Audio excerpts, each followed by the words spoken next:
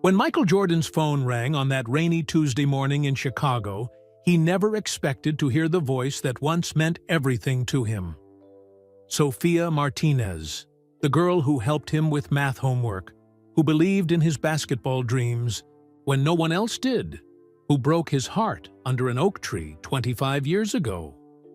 Now she was calling with tears in her voice, asking for something that would change everything. Her 16-year-old daughter Carmen was dying of cancer. The only treatment that could save her life cost $2 million. Money Sophia didn't have. Michael had 6 NBA championships and a billion-dollar empire. $2 million was pocket change to him. But saying yes to Sophia meant opening doors he had sealed shut for decades. It meant facing the love he never got over. It meant risking everything he had built to save a girl he had never met.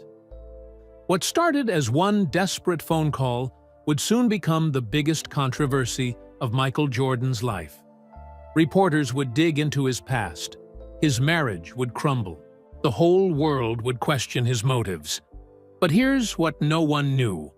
Michael Jordan had been waiting for Sophia's call for 25 years, and the reason why would shock everyone, including Sophia herself.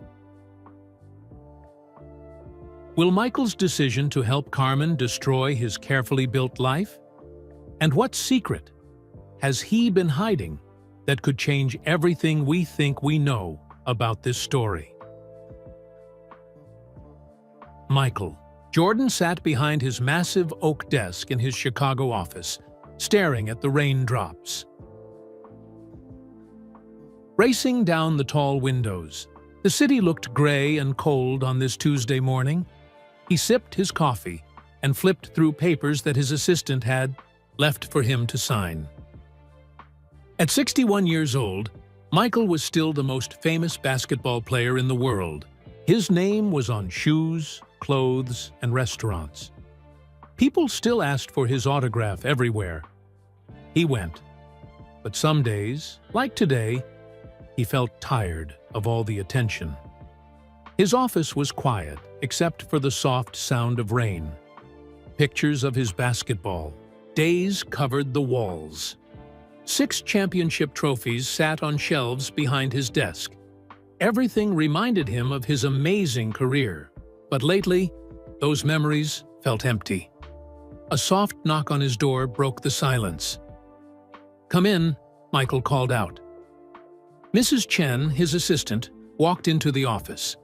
She had worked for Michael for 10 years. She was a small woman with kind eyes who rarely looked worried. But today, her face was full of concern. "Mr. Jordan," she said, holding a pink phone message slip in her hand. "There's a woman on the phone. She says her name is Sophia Martinez." Michael's coffee cup stopped halfway to his lips. The name hit him like a punch to the stomach. Sophia Martinez. He had not heard that name in 25 years, but it still made his heart beat faster. He set his coffee cup down with shaking hands. "Did she say what she wanted?" Mrs. Chen shook her head. "She just said she knew you in high school. She sounds upset, Mr. Jordan. She's been crying." Michael's mind raced back to 1979. Wilmington, North Carolina. Emsley A. Laney High School. A beautiful girl with dark hair and bright brown eyes. The girl who helped him with his math homework. The girl who believed in him before anyone else did. The girl whose heart he broke when he chose basketball over love. "Mr. Jordan, should I tell her you're in a meeting?" Mrs. Chen asked. Michael stared out the window at the rain. 25 years. What could Sophia want after all? This time, why was she crying? Was she in trouble? Was she hurt? "No," he said quietly. "Put her through." Mrs. Chen nodded and left the office. Michael's phone rang a few seconds later. He stared at it for 3 rings before picking it up. "Hello, Sophia." "Hello, Michael." Her voice was older now, but he knew it right away. It was the same voice that used to whisper good luck before every basketball game. The same voice that used to laugh at his jokes. The same voice that said goodbye under an oak tree 30 years ago. "It's been a long time," Michael said. 25 years, Sophia replied. He could hear that she was trying not to cry. "How did you get my number?" "I'm a doctor now. I have connections." She paused. "Michael, I know this is strange. I know I have no right to call you after all these years, but I need your help." Michael's chest felt tight. "What's wrong?" "It's my daughter, Carmen. She's 16. Sophia's voice broke. "She's dying, Michael. She has cancer, and the doctors say there's only one treatment that might save her. But it's experimental. It costs $2 million. I don't have that kind of money." Michael closed his eyes. A 16-year-old girl was dying. Sophia's daughter. The woman he once loved more than anything in the world was watching her child fade away. "I'm sorry, Sophia. That's terrible." "I've tried everything," Sophia continued. "I've sold my house. I've borrowed money from everyone I know. I've begged the insurance company. Nothing works. This treatment is Carmen's only chance, but I can't afford it." Michael's hands were shaking now. "Why are you calling me?" There was a long silence. Then Sophia said the words that would change everything. "Because you're the only person I know who has that kind of money. And because..." Her voice got very quiet. "Because you're the only person who ever promised to help me if I needed it." Michael's memory flashed back to a night in 1979. He was 18 years old, holding Sophia's hand under their favorite oak tree. "If you ever need anything," he had told her, "anything at all, just call me. I'll always be there for you." So had meant it then. But that was before college, before the NBA, before fame changed everything. "Michael, are you still there?" Sophia asked. "I'm here," he whispered. "I know I hurt you when we broke up. I know you probably hate me. But Carmen is innocent. She's beautiful and smart and funny. She wants to be a writer someday. She doesn't deserve to die because her mother can't afford to save her." Michael stared out his window at the gray Chicago sky. Somewhere out there, a 16-year-old girl was fighting for her life. Sophia's daughter, the child of the only woman he had ever truly loved. "Where are you?" he asked. "Los Angeles." "I'll call you back in an hour," Michael said. "Michael, thank you for even listening." 1 hour, Sophia. He hung up the phone and sat back in his chair. Outside, the rain kept falling. Inside his office, surrounded by all his trophies and awards, Michael Jordan felt something he hadn't felt in years. He felt like that scared 18-year-old boy again. The one who had promised a girl named Sophia Martinez that he would always be there for her. Now, 25 years later, she was asking him to keep that promise. Michael stared at his phone for a long time after hanging up with Sophia. The rain outside his window seemed to wash away the present, taking him back to a time when everything was different. Wilmington, North Carolina, 1979. 17-year-old Michael Jordan walked through the halls of Emsley A. Laney High School with his head down. His sneakers squeaked on the shiny floor. Other students laughed and talked around him, but Michael felt invisible.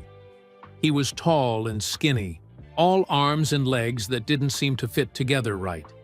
His clothes were hand-me-downs from his older brother. His shoes were too big because his mom bought them, hoping he'd grow into them. The worst part was that he had just been cut from the varsity basketball team. Coach Herring said he wasn't good enough yet. The rejection hurt worse than anything Michael had ever felt. "Maybe basketball isn't for you, son," his father had said the night before. "Maybe you should focus on your studies." But Michael knew basketball was his life. He just didn't know how to prove it to anyone else. That Tuesday afternoon, Michael sat in the school library trying to do his math homework. Numbers swam in front of his eyes. He couldn't concentrate. Every problem looked impossible. "This is stupid," he muttered, pushing his books away. "What's stupid?" a voice asked. Michael looked up to see a girl sliding into the seat across from him. She had long, dark hair and the prettiest brown eyes he had ever seen. He recognized her from the hallways, but they had never talked before. "Math," Michael said. "I can't figure any of this out." The girl smiled. "I'm Sophia Martinez, and math isn't stupid. It's just like solving puzzles." "I'm Michael Jordan, and I hate puzzles." Sophia laughed. It was a sound like music. "My dad owns Martinez Family Restaurant downtown. He came to America from Mexico with nothing. He couldn't speak English, but he told me something important." "What's that?" "He said the biggest victories come after the hardest fights. When something seems impossible, that's when you're closest to breaking through." Michael looked at this girl who was being so kind to a stranger. "Why are you helping me?" "Because everyone deserves help sometimes, and because you look like you're about to give up." For the next hour, Sophia patiently explained each math problem. She didn't make Michael feel stupid when he didn't understand. She just found different ways to explain things until they made sense. "You're really smart," Michael said as they packed up their books. "So are you. You just needed someone to believe in you." Michael walked Sophia home that day. Her family's restaurant was in a small building with bright yellow walls. The smell of fresh tortillas and spices filled the air. "This is where I work after school," Sophia said. "My parents need the help." "What do you want to be when you grow up?" Michael asked. Sophia's eyes lit up. "A doctor. I want to help sick. Children get better. My little cousin died from cancer when I was 10. I promised myself I'd find a way to save kids like him." Michael felt something stir in his chest. Here was someone who had real dreams. Important dreams. His own dream of playing basketball seemed small compared to saving lives. "What about you?" Sophia asked. "What do you want to do?" "I want to play professional basketball," Michael said, quietly. "But I got cut from the varsity team yesterday. Maybe I'm not good enough." Sophia stopped walking and looked at him seriously. "Do you love basketball?" "More than anything." "Then don't give up. My dad always says that dreams don't have expiration dates. Sometimes they just take longer than we think." They reached Sophia's house, a small white home with a garden full of flowers. Her mother waved from the kitchen window. "I have to go help with dinner," Sophia said. "But Michael? Tomorrow, meet me in the library. Again. We'll work on more math. And maybe you can tell me about basketball." Michael walked home that day feeling different. For the first time in weeks, he didn't feel alone. Someone believed in him. Someone thought he was worth helping. The next day, Michael made the junior varsity team. It wasn't varsity, but it was a start. After practice, he ran to the library to find Sophia. "I made JV," he announced, slightly out of breath. Sophia's face broke into a huge smile. "I knew you would. See? Sometimes we just need to take the first step." They studied together every day after that. Michael helped Sophia with history and English. She helped him with math and science. But more than that, they talked about everything. Michael learned that Sophia's parents worked 16-hour days to keep their restaurant open. Some people in town weren't always kind to the Mexican family, but Sophia never complained. She just worked harder. Sophia learned that Michael's family didn't have much money either. His father worked at a factory. His mother cleaned houses. But they supported Michael's basketball dreams even when it seemed impossible. "We understand each other," Sophia said one day as they sat in the library. "Yeah," Michael agreed. "We both know what it's like to want something bigger than where we came from." 3 weeks after they met, Michael walked Sophia home from the library like always. But this time, instead of saying goodbye at her front door, they stopped under the old oak tree in her front yard. The sun was setting, painting the sky orange and pink. Sophia looked beautiful in the soft light. "Michael," she said quietly, "I'm glad we're friends." "Me too," he whispered. But he wanted to be more than friends. Sophia must have read his mind because she stepped closer to him. "I've never had a boyfriend before," she said. "I've never had a girlfriend," Michael replied. They looked at each other for a long moment. Then, very slowly, Michael leaned down and kissed her. It was soft and sweet and perfect. When they pulled apart, Sophia was smiling. "Was that your first kiss?" she asked. "Yeah." "Was it yours?" "Yeah." They both started laughing. It was the beginning of something beautiful. Something that would change both of their lives forever. Under that oak tree, holding hands as the stars came out, Michael and Sophia made their first promises to each other. "I'll always help you with math," Sophia said. "And I'll always believe in your dreams," Michael replied. Neither of them knew that someday those promises would be tested in ways they couldn't imagine. Neither of them knew that love, sometimes, isn't enough to keep two people together. But in that moment, under the oak tree, with their whole lives ahead of them, they believed that anything was possible. Back in his Chicago office, 25 years later, Michael wiped tears from his eyes. The memory was so clear, it felt like yesterday. He could still smell the flowers in Sophia's mother's garden. He could still feel the softness of that first kiss. Now, Sophia was asking him to keep a promise he had made long ago. A promise to always be there for her. Michael picked up his phone and dialed a number he knew by heart. "Hello?" his assistant answered. "Mrs. Chen, I need you to book me a flight to Los Angeles today." Michael hung up the phone and leaned back in his chair. The flight to Los Angeles wouldn't leave for 6 hours. That gave him time to remember more. Time to think about what Sophia had meant to him back then. Wilmington, North Carolina, fall. 1979. After their first kiss under the oak tree, Michael and Sophia became inseparable. Every morning, Michael waited for Sophia by her locker. Every afternoon, they studied together in the library. Every evening, he walked her home from work at her family's restaurant. Michael's basketball skills were getting better.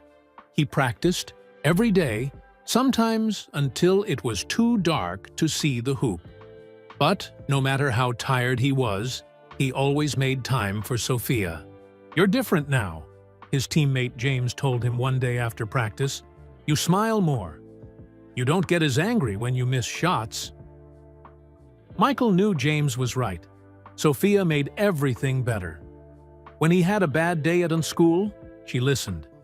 When he felt frustrated about basketball, she reminded him that good things take time. "My grandmother used to say that patience is like planting seeds," Sophia told him one day. "You can't see what's growing underground, but something beautiful is getting ready to bloom." Sophia came to every one of Michael's JV games. She sat in the front row and cheered louder than anyone else. When Michael scored, she jumped up and clapped. When he missed a shot, she yelled, "You'll get the next one." Other players' girlfriends talked about clothes and parties. Sophia talked about Michael's dreams. "You're going to play in college," she told him, after a game where he scored 28 points. "And then you're going to play professionally. I can feel it." "How can you be so sure?" Michael asked. "Because I see how hard you work. I see how much you want it. People who want something that badly usually find a way to get it." But their relationship wasn't always easy. Some of Michael's friends didn't understand why he spent so much time with Sophia. "She's too serious," his friend Tony said. "She always has her nose in a book. Don't you want to have fun?" "Sophia is fun," Michael replied. "She's just smart, too." Some of Sophia's friends had their own concerns. "He's obsessed with basketball," her friend Maria warned. "What happens when he gets famous? You think he'll still want to be with a girl from Wilmington?" Sophia always defended Michael. "He's not like that.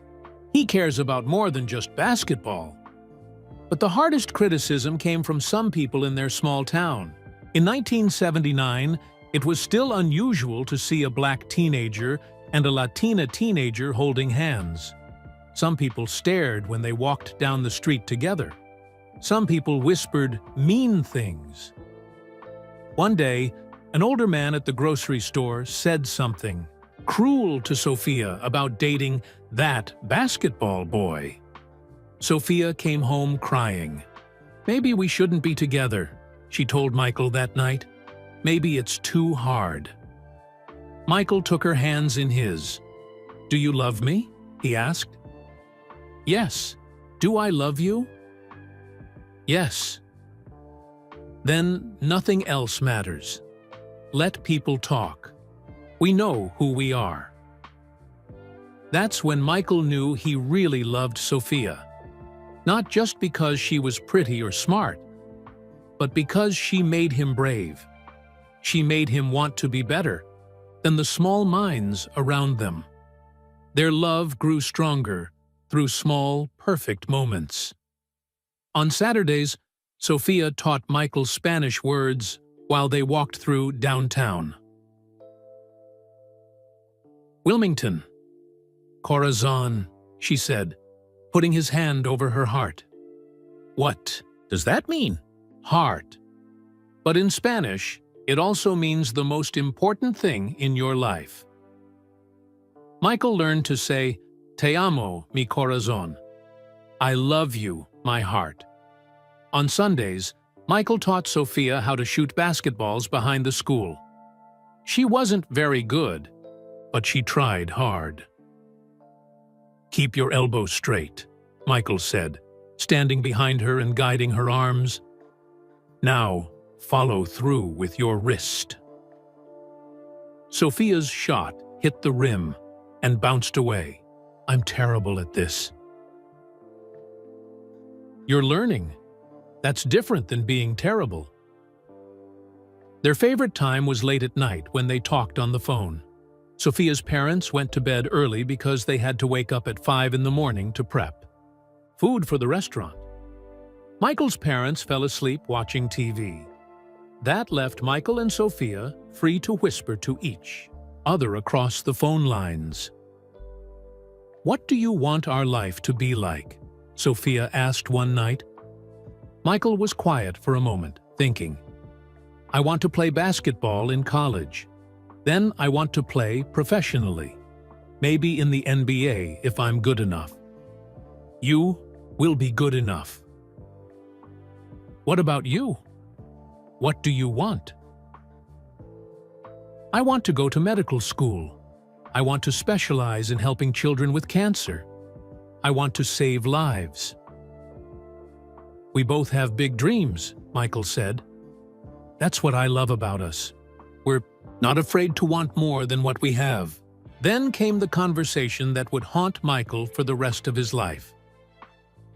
When I make it to the NBA, Michael said one December night, I'll buy a big house. You can live next to me, you can have your medical practice, and I'll have my basketball career. We'll have it all. Sophia laughed softly. That sounds perfect. But promise me something, Michael. Anything. Promise me that no matter how famous you get, you'll remember the boy who needed help with algebra. Promise me you'll remember us. Michael's voice was serious when he answered. I promise, Sophia. I'll never forget who I was before. I'll never forget you. And I promise I'll never stop believing in you, Sophia said. Even if the whole world doubts you, I'll believe. They made plans for prom. Sophia was going to wear a blue dress that matched her grandmother's necklace. Michael was going to rent a tuxedo with money he earned from his part-time job at the hardware store. They made plans for after graduation. They would go to college, maybe not the same one, but they would visit each other. They would write letters every day. Love would conquer distance. They made plans for their future. Marriage after college. A house with a big yard. Children who would be smart, like Sophia, and athletic, like Michael. On Christmas Eve, 1979, they sat under their oak tree one more time before winter made it too cold. This has been the best year of my life, Sophia said, her breath making little clouds in the cold air. Mine too, Michael agreed, pulling her closer. Do you really think we can make it? Do you think our dreams can come true? Michael looked at this beautiful, brilliant girl who believed in him more than he believed in himself. With you beside me, I think anything is possible. But promises are easy to make when you're 17 and in love. Life, as they would both learn, has a way of testing every promise you've ever made. Back in his Chicago office, Michael looked at his watch. 4 hours until his flight to Los Angeles. 4 hours until he saw Sophia again. He wondered if she still remembered that December night under the oak tree. He wondered if she still believed that anything was possible. Most of all, he wondered if it was too late to keep the promises they had made to each other when they were young and brave and so sure that love could conquer everything. Michael picked up his phone and called his pilot. Change of plans, he said. I don't want to fly commercial. Get the jet ready. I need to get to Los Angeles as soon as possible.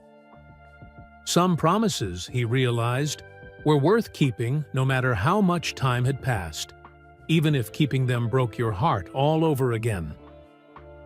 Michael's private jet lifted off from Chicago as the sun began to set. Through the small window, he watched the city lights fade below him. In 3 hours, he would see Sophia again. But first, he needed to remember how they had said goodbye all those years ago.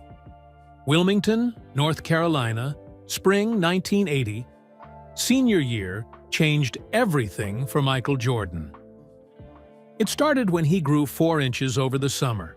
Suddenly, he wasn't the skinny kid who got cut from varsity anymore. He was 6 feet 6 inches tall, and his basketball skills had exploded. Coach Herring moved Michael up to varsity. College scouts started coming to games. Michael's phone rang every night with calls from coaches at big universities.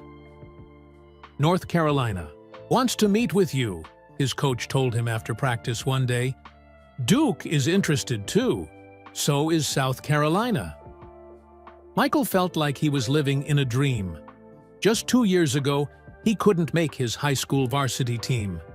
Now colleges across the country wanted him to play for them. But with all the attention came pressure. Lots of pressure. You need to focus only on basketball now, Coach Herring told him. No distractions, no parties, no girlfriends taking up your time. Michael's teammates had their own advice. Dude, you're going to be famous, Tony said. College girls are going to be all over you. Why tie yourself down to one girl from high school? Even Michael's parents were worried about different things. Your grades are slipping, his mother said. One night at dinner, all this basketball excitement is making you forget about school. Basketball is school, Mom, Michael replied. This is my future. What about Sophia? His father asked. That girl has been good to you. Don't forget about the people who cared about you before you were a star. But Michael was finding it harder and harder to balance everything. Basketball practice ran later. He had extra workouts with trainers. College coaches wanted to take him to dinner. Reporters wanted to interview him. Sophia understood at first. She always understood. I'm so proud of you, she said after a game where Michael scored 35 points. You're going to get a full scholarship to a great school. We both are, Michael said. You got into Stanford, remember? Pre-med program. That's amazing. Sophia smiled, but something in her eyes looked sad. Stanford is in California, Michael. Really far from North Carolina. We'll figure it out, Michael said quickly. Love finds a way, right? But as the months went by, Michael found less and less time for Sophia. He missed their study dates because of extra practice. He was late to walk her home because coaches wanted to talk after games. He forgot to call her some nights because he was too tired. The breaking point came in March, right before prom. Michael had promised to take Sophia dress shopping on Saturday afternoon. She had been excited about it all week, but on Friday night, a recruiter from the University of North Carolina called. Michael, I know this is short notice, the coach said, but can you come to Chapel Hill tomorrow? We want to show you the campus. We want to make you an offer. Michael's heart pounded. UNC was his dream school. Dean Smith was the best coach in college basketball. I'll be there, Michael said without thinking. He didn't remember about Sophia until Sunday morning.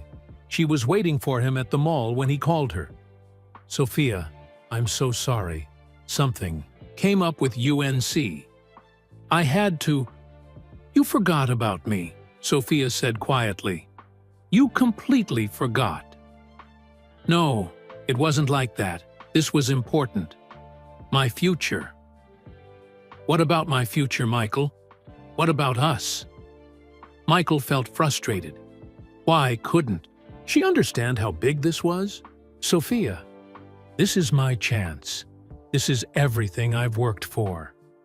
And what am I? Nothing? You know that's not what I mean. But Sophia was crying now. Michael, I feel like I'm losing you. Even when you're with me, you're thinking about basketball. When we're talking, you're looking at your phone, waiting for coaches to call. That's not true. It is true. Last week, you called me coach by mistake. You were so distracted, you didn't even know who you were talking to. Michael remembered that moment.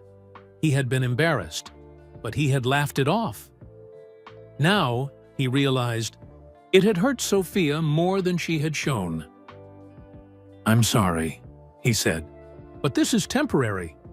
Once I pick a college, things will calm down." Will they?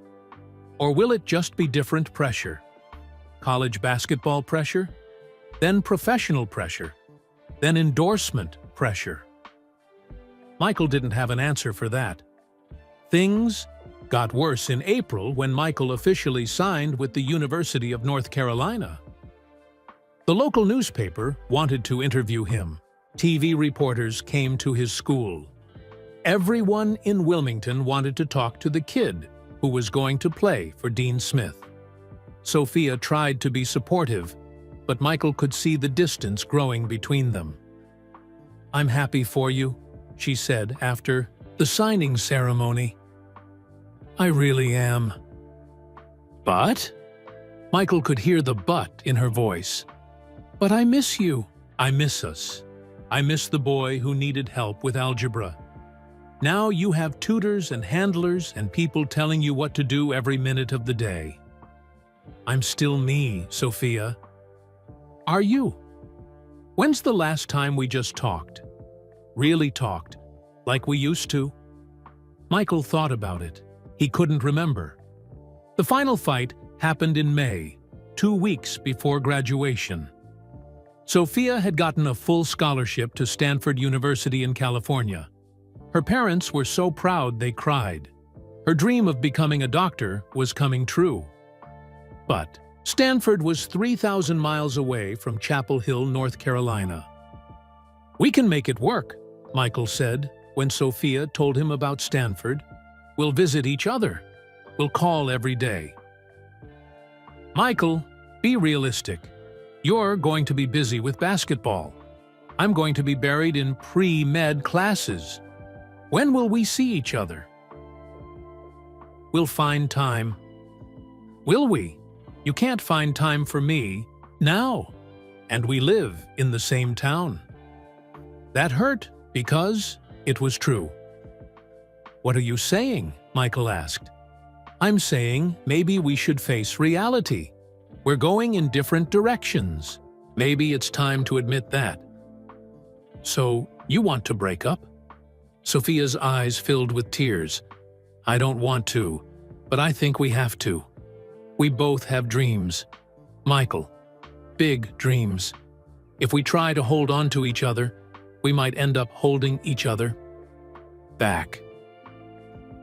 "That's not true, isn't it? Haven't you felt torn between basketball and me? Haven't you wished sometimes that you didn't have to worry about my feelings when coaches called?" Michael wanted to deny it, but he couldn't.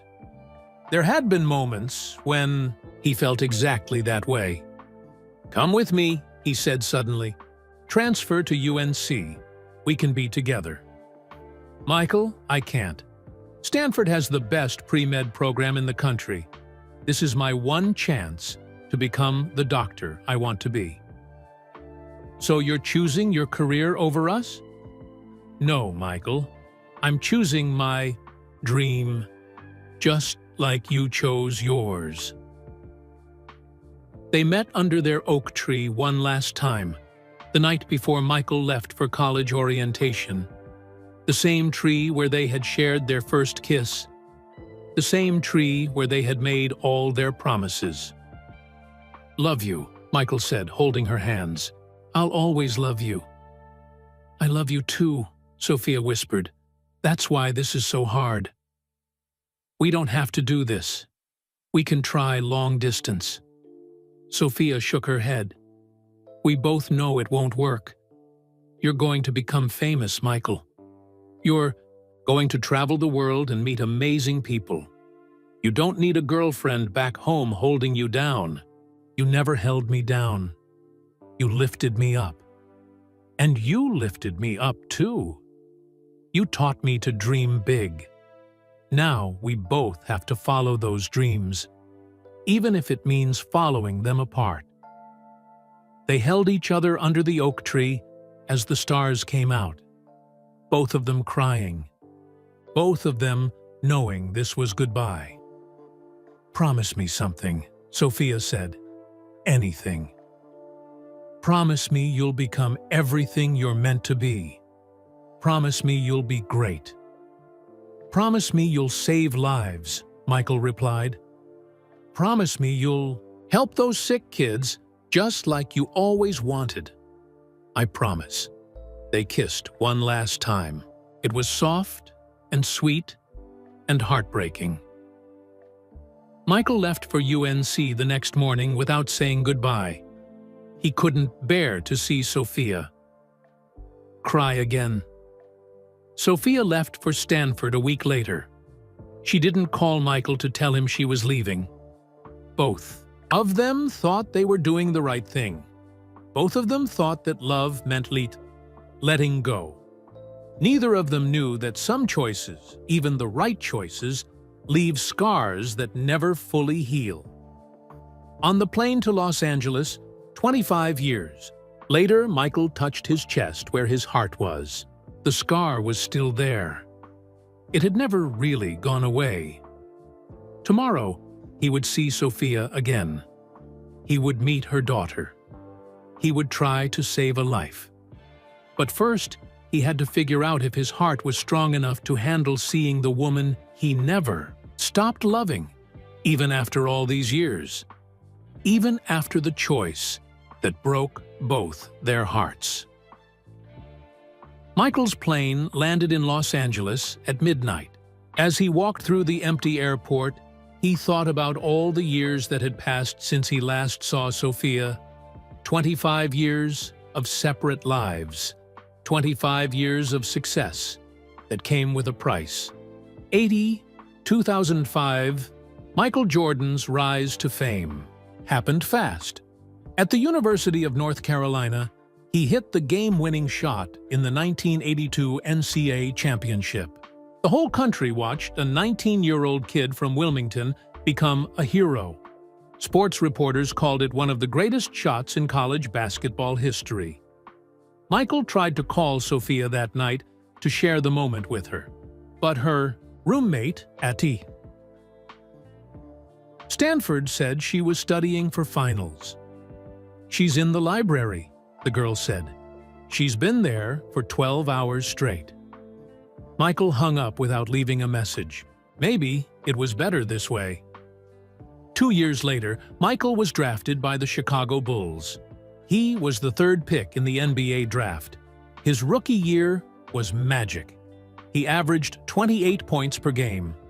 Fans started calling him Air Jordan because he seemed to fly when he dunked the basketball. Meanwhile, 3,000 miles away, Sophia was becoming Dr. Martinez. Stanford's pre-med program was brutal. Sophia studied 18 hours a day. She lived on coffee and determination. Her professors said she was one of the brightest students they had ever taught. "You have a gift for understanding sick children," her pediatrics professor told her during her third year. "You should specialize in oncology. Kids with cancer need doctors who truly care." Sophia thought about her little cousin who had died when she was 10. She thought about the promise she had made to save children like him. "That's exactly what I want to do," she said. In 1984, Michael Jordan signed his first shoe deal with Nike. They called the shoes Air Jordans. The commercials showed Michael flying through the air, defying gravity. The slogan was, "Be like Mike." Kids all over the world wanted to be like Mike. Michael became more than a basketball player. He became a brand. That same year, Sophia graduated from Stanford with highest honors. She got accepted to Johns Hopkins Medical School, one of the best medical schools in America. Her parents cried with pride at her graduation. "Mija," her father said, "you made our dreams come true." "I'm just getting started, Papa," Sophia replied. In 1991, Michael Jordan won his first NBA championship with the Chicago Bulls. He cried on national television as he held the trophy. Millions of people watched him achieve his childhood dream. That same year, Dr. Sofia Martinez graduated from medical school and started her residency at Children's Hospital of Los Angeles. She was 29 years old and ready to save lives. Her first patient was a 7-year-old boy named Tommy who had leukemia. He was scared and skinny and reminded Sofia of her cousin who had died. "Am I going to die?" Tommy asked her on his first day of treatment. Sofia knelt down so she was eye level with him. "I'm going to do everything I can to make sure you don't," she said. "That's a promise." Tommy survived. So did the next patient, and the next one after that. Michael's success continued to grow. He won 6 NBA championships. He became the most famous athlete in the world. His face was on billboards in every country. He made movies, starred in commercials, and started his own clothing line. But fame came with loneliness. Michael dated beautiful women, but none of them understood the pressure he was under. None of them had known him before he was famous. None of them loved the boy who needed help with algebra. Sofia's success was quieter, but just as impressive. She became one of the leading pediatric oncologists in the country. She developed new treatments for childhood cancers. She saved hundreds of lives. In 1995, Sofia met Dr. David Chen at a medical conference. He was a heart surgeon, kind and gentle and smart. He didn't know anything about her past with Michael Jordan. To him, she was just brilliant Dr. Martinez, who cared more about her patients than anything else. "Would you like to have dinner sometime?" David asked after they had talked for hours about new surgical techniques. Sofia hesitated.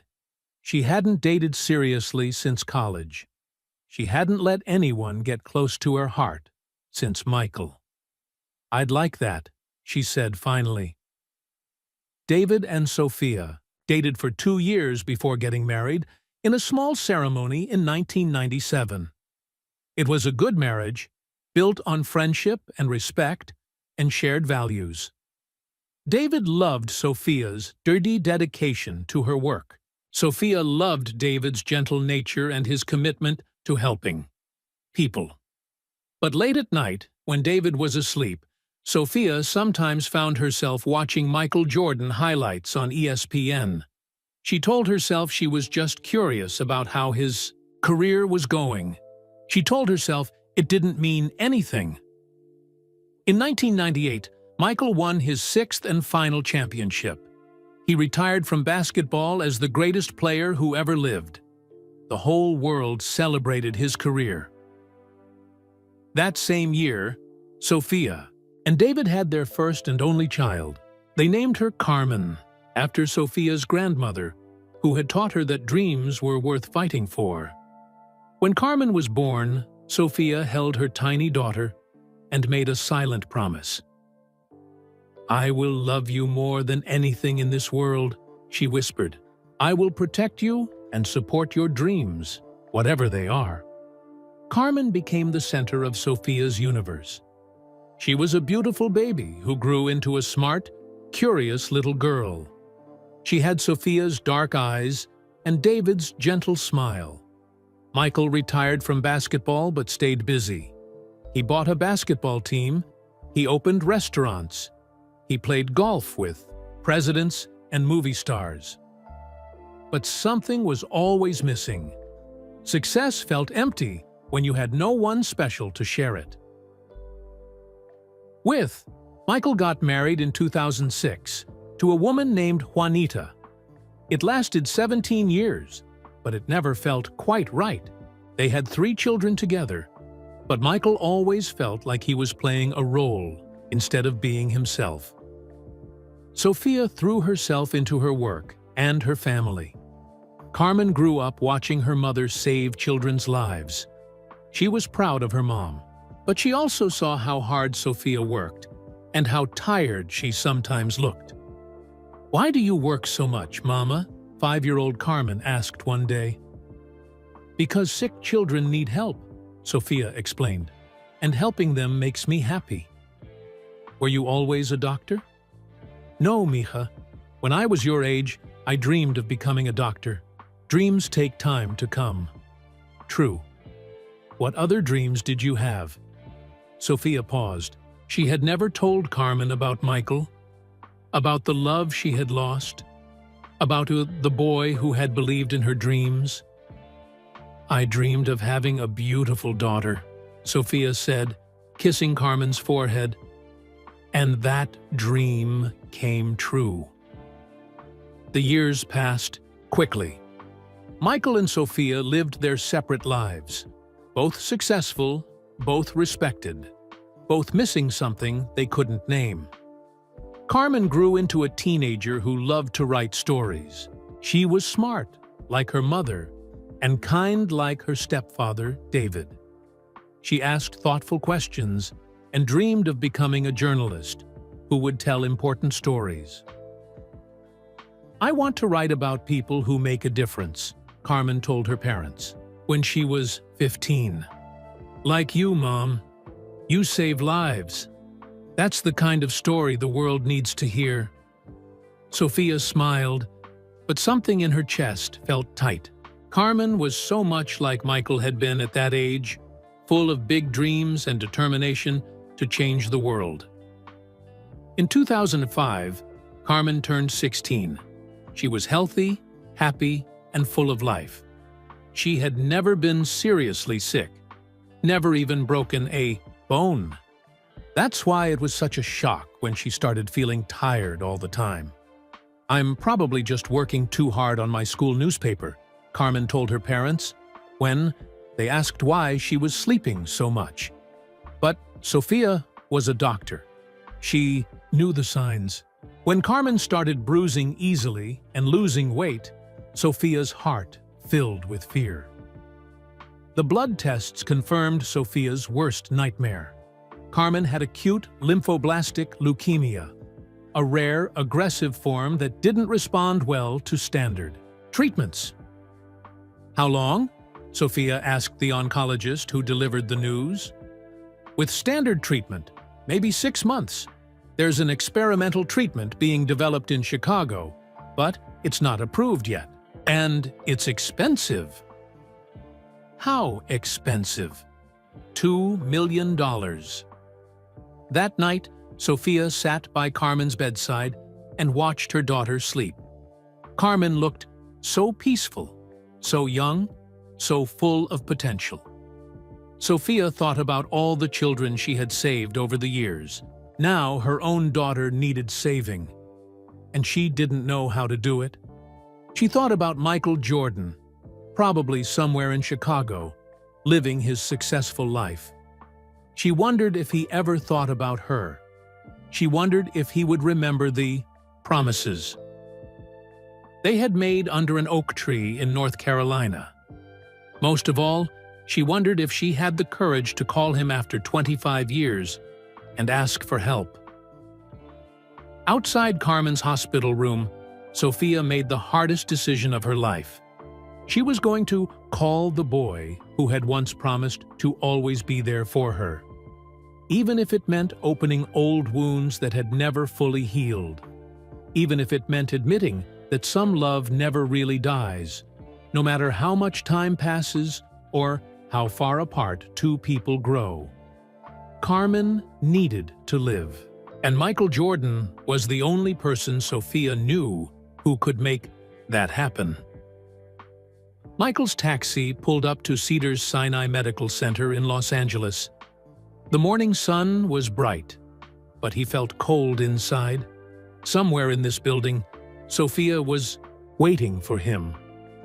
Somewhere in this building, a 16-year-old girl was fighting for her life. Los Angeles, 3 weeks earlier. Dr. Sophia Martinez sat across from Dr. Williams, Carmen's oncologist. The office was filled with medical books and pictures of children who had beaten cancer. But today, those pictures felt like cruel jokes. "I'm sorry, Sophia. Dr. Williams said gently. The latest tests show that Carmen's leukemia isn't responding to the standard treatments. The cancer is too aggressive. Sophia's hands shook as she held the test results. The numbers on the page might as well have been a death sentence for her daughter. "What are our options?" Sophia asked, though she was afraid to hear the answer. "There's an experimental treatment being developed at Northwestern University in Chicago. It's called CAR T-cell therapy. They reprogram the patient's own immune cells to fight the cancer. Has it worked?" In early trials, yes. 70% of patients showed complete remission. But Sophia, you need to understand, it's not approved by the FDA yet. Insurance won't cover it. How much does it cost? Dr. Williams looked uncomfortable.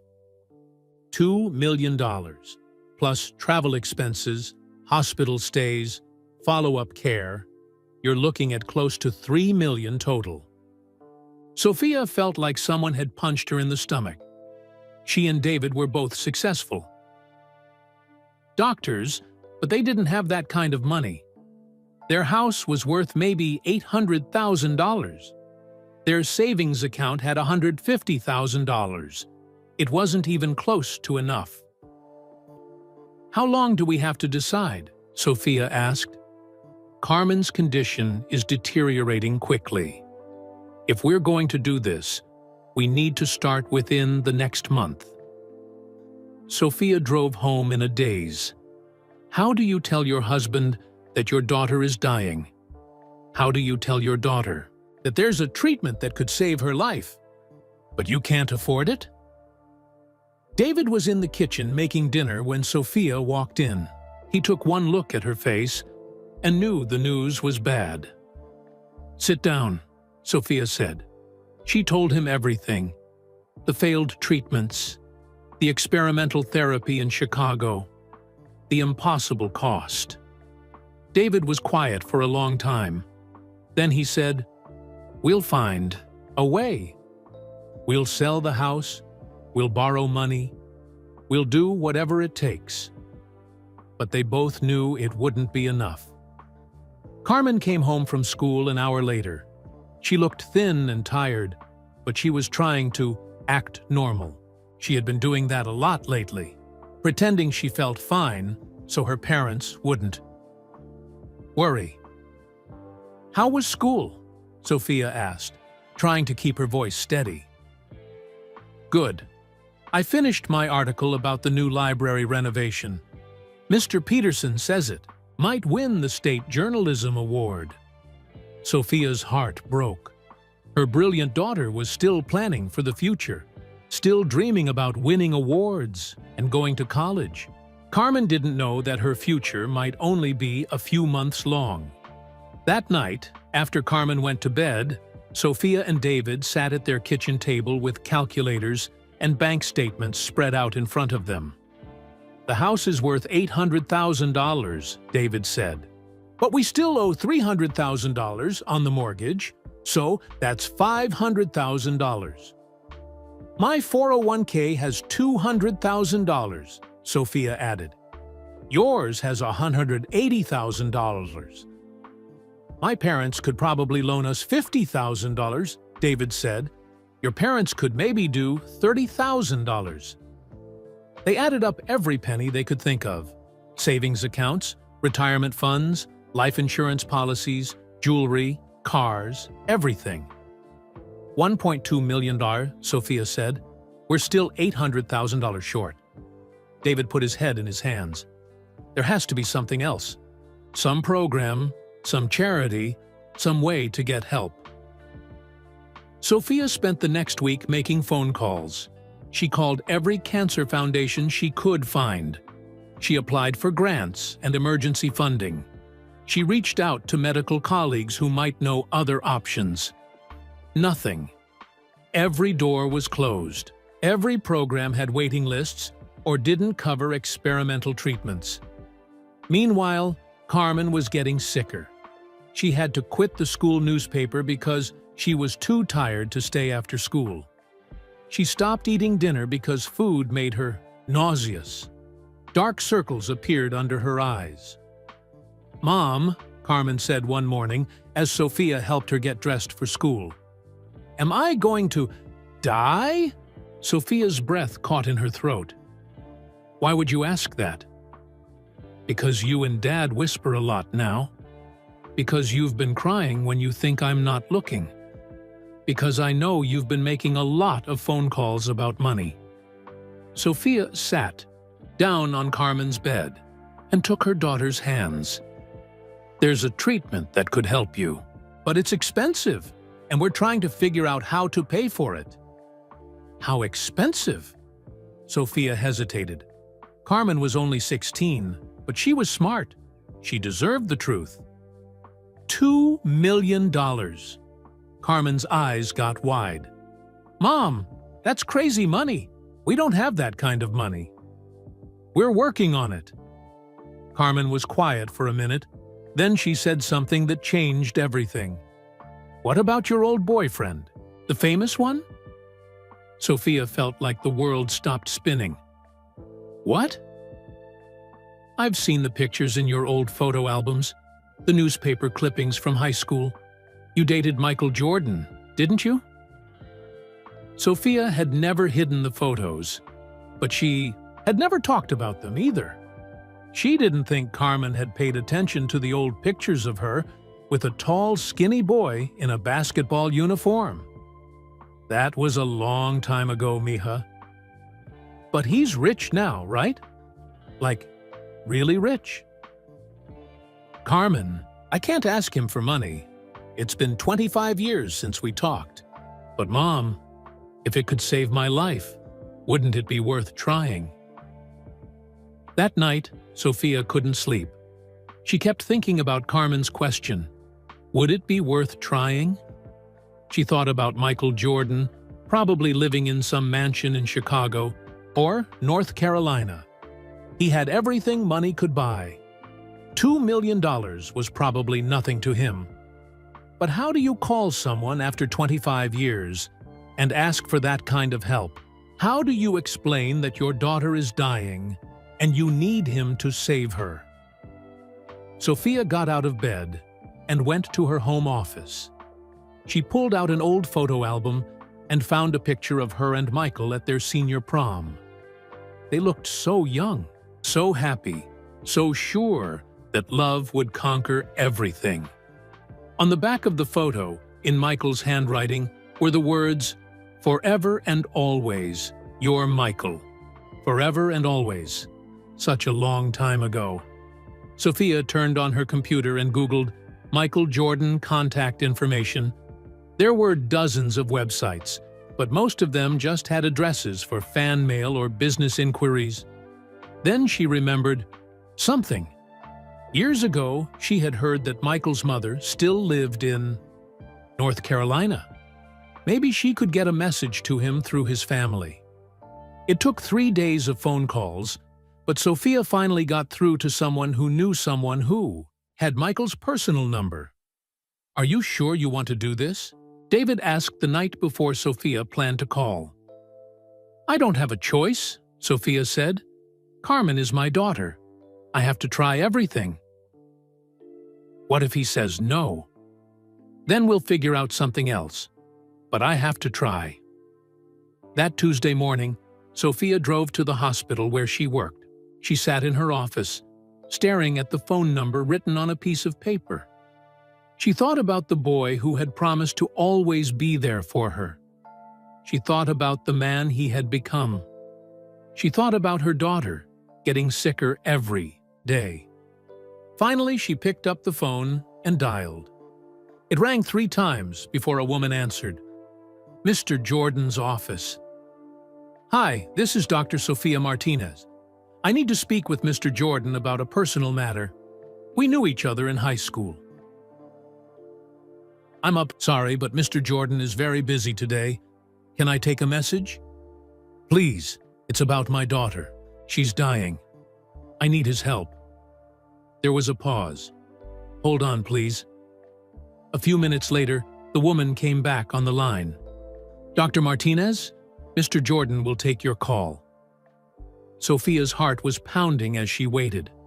Then she heard his voice. "Hello, Sophia." Just hearing him say her name brought back 25 years of memories.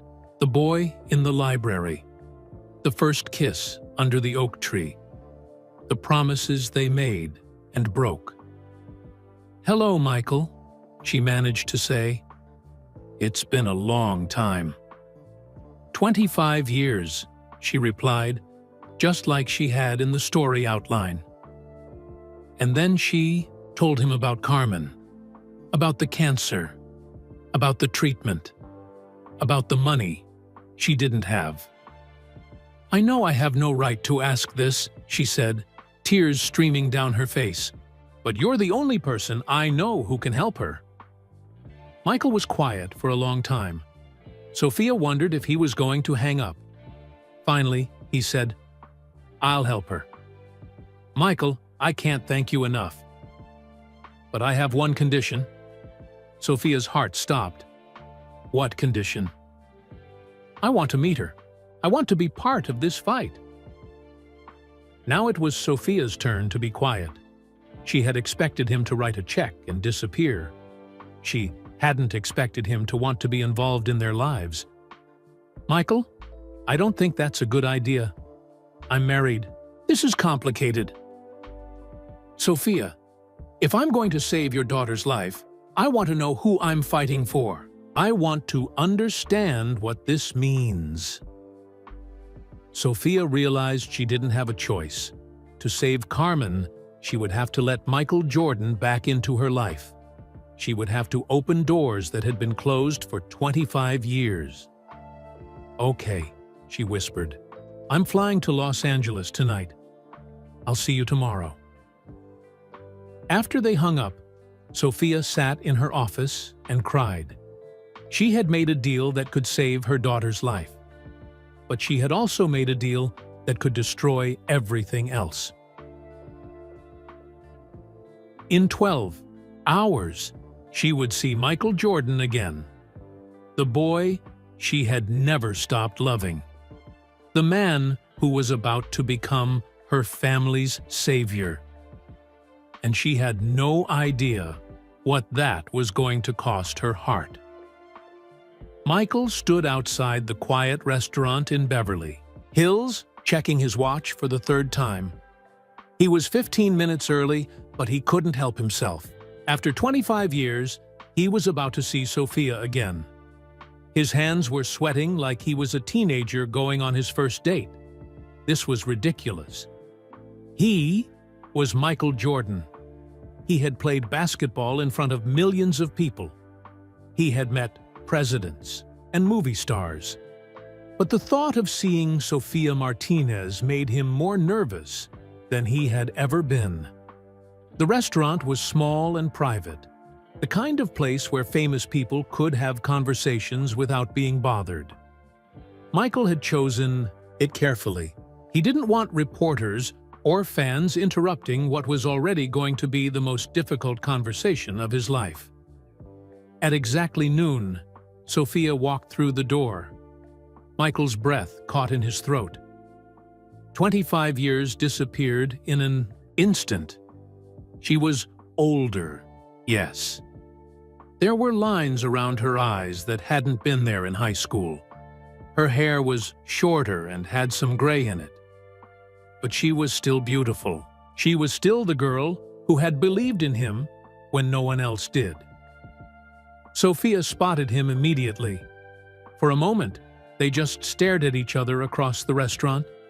Then she walked over to his table, her steps careful and nervous. "Hello, Michael," she said softly. "Hello, Sophia." He stood up and pulled out her chair. "You look good." "So do you." She sat down and folded her hands in her lap. "Thank you for coming. Thank you for seeing me." They sat in awkward silence for a moment. The waiter came over and they both ordered coffee, neither of them really wanting it. "This is strange," Sophia said finally. "Yeah, it is." Michael studied her face, looking for the 17-year-old girl he had fallen in love with. She was still there, hiding behind the successful doctor's professional mask. "How long has it been since we actually talked?" Sophia asked. 25 years, 2 months, and 16 days, Michael said, without thinking. Sophia looked surprised. "You remember the exact date?" Michael felt his cheeks get warm. "May 15th, 1980. The night before I left for UNC orientation. Under the oak tree. You remember?"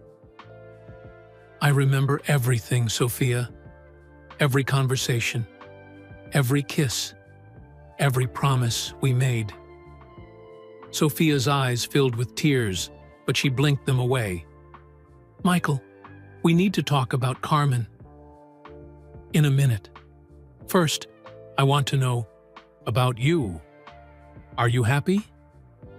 The question hung in the air between them. Sophia was quiet for a long time. "I have a good life," she said finally. "I'm a successful doctor. I have a wonderful husband. I have Carmen." "That wasn't what I asked." Sophia met his eyes. "I'm content. That's enough." "Is it?" Before Sophia could answer, she pulled out her phone and showed Michael a picture. "This is Carmen." Michael's heart stopped. The girl in the photo had Sophia's dark eyes and smile. She looked intelligent and kind, with that same spark of determination that Sophia had always had. "She's beautiful," Michael said. "She looks just like you." "She acts like you," Sophia said with a small smile. "She's stubborn and competitive, and she dreams bigger than most people think is possible. Tell me about her." Sophia's face lit up as she talked about her daughter. "She's 16. She wants to be a journalist. She writes for her school newspaper, and she's already won 2 state awards for her articles. She cares about people, about telling stories that matter." "What kind of stories?" "Last month, she wrote about homeless veterans. The month before that, she interviewed kids in foster care. She wants to use her writing to help people who don't have a voice." Michael smiled. "She sounds like her mother. She's braver than I ever was." "What do you mean?" Sophia's expression grew sad. "She's fighting this cancer with such courage. She never complains. She never asks, 'Why me?' She just keeps planning for the future, like she knows she's going to beat it. Maybe she will." "Michael, I need to tell you about the treatment." Sophia pulled out a folder of medical papers. "It's called CAR T-cell therapy. They take Carmen's blood, reprogram her immune cells to recognize the cancer, then put them back in her body. Her own cells become weapons against the disease." Michael listened as Sophia explained the science behind the treatment. He didn't understand all the medical terms, but he understood hope when he heard it. "What are her chances?" he asked. "With this treatment, 70% complete remission. Without it..." Sophia's voice broke. 6 months. Maybe less." Michael reached across the table and took Sophia's hand without thinking. Her skin was still soft, still warm. The touch sent electricity through his whole body. "I told you I'd help," he said. "I meant it. Michael, it's $2 million, plus travel expenses and hospital costs. It could be $3 million total." "Money isn't the problem, Sophia. I can write that check right now." Sophia stared at him. "Just like that?" "Just like that." "Why?" she whispered. "Why would you do this for us?" Michael looked at their joined hands. Such a simple thing, but it felt like coming home after being lost for 25 years. Because when you called me yesterday, I realized something. I've spent my whole life winning. Championships, making money, being famous. But I've never done anything that really mattered. Saving your daughter's life. That matters. Michael, that's not the whole truth, is it? He looked up and met her eyes. No, it's not. What's the real reason? Michael was quiet for a long time. Finally, he said the words that had been locked in his heart for 25 years. Because I never stopped loving you. And because when I saw Carmen's picture, it was like looking at the daughter we never had, the life we never got to live. Sophia pulled her hand away from his. Michael, don't. Don't what? Don't tell the truth? Don't admit that letting you go was the biggest mistake of my life? You didn't let me go. We both made the choice to leave. Did we? Or were we just scared kids who didn't know how to fight for what mattered most? Sophia wiped tears from her eyes. It doesn't matter now. I'm married. I have a family. You can't just walk back into my life after 25 years and say things like that. I'm not trying to walk back into your life, Sophia. I'm trying to save your daughter's life. Everything else, we'll figure out as we go. There is no everything else, Michael. I called you because Carmen needs help. That's all. Is it? Then why are your hands shaking? Why are you crying? Sophia looked down at her hands. They were shaking. Because this is hard, she whispered. Because seeing you again brings back everything I've spent 25 years trying to forget. Maybe some things aren't meant to be forgotten. Michael, please. I need your help with Carmen, but I can't handle anything else right now. My daughter is dying. That's all I can think about. Michael nodded. You're right. Carmen comes first. Everything else can wait. Thank you. But Sophia, I meant what I said. I want to meet her. I want to be part of this fight. I'm not just going to write a check and disappear. Why not? It would be easier. Easier for who? For you? For your husband? I don't care about easier. A 16-year-old girl is fighting for her life. If I'm going to help her, I want to know her. I want to understand who I'm fighting for. Sophia was quiet for a long time. My husband, David, is a good man.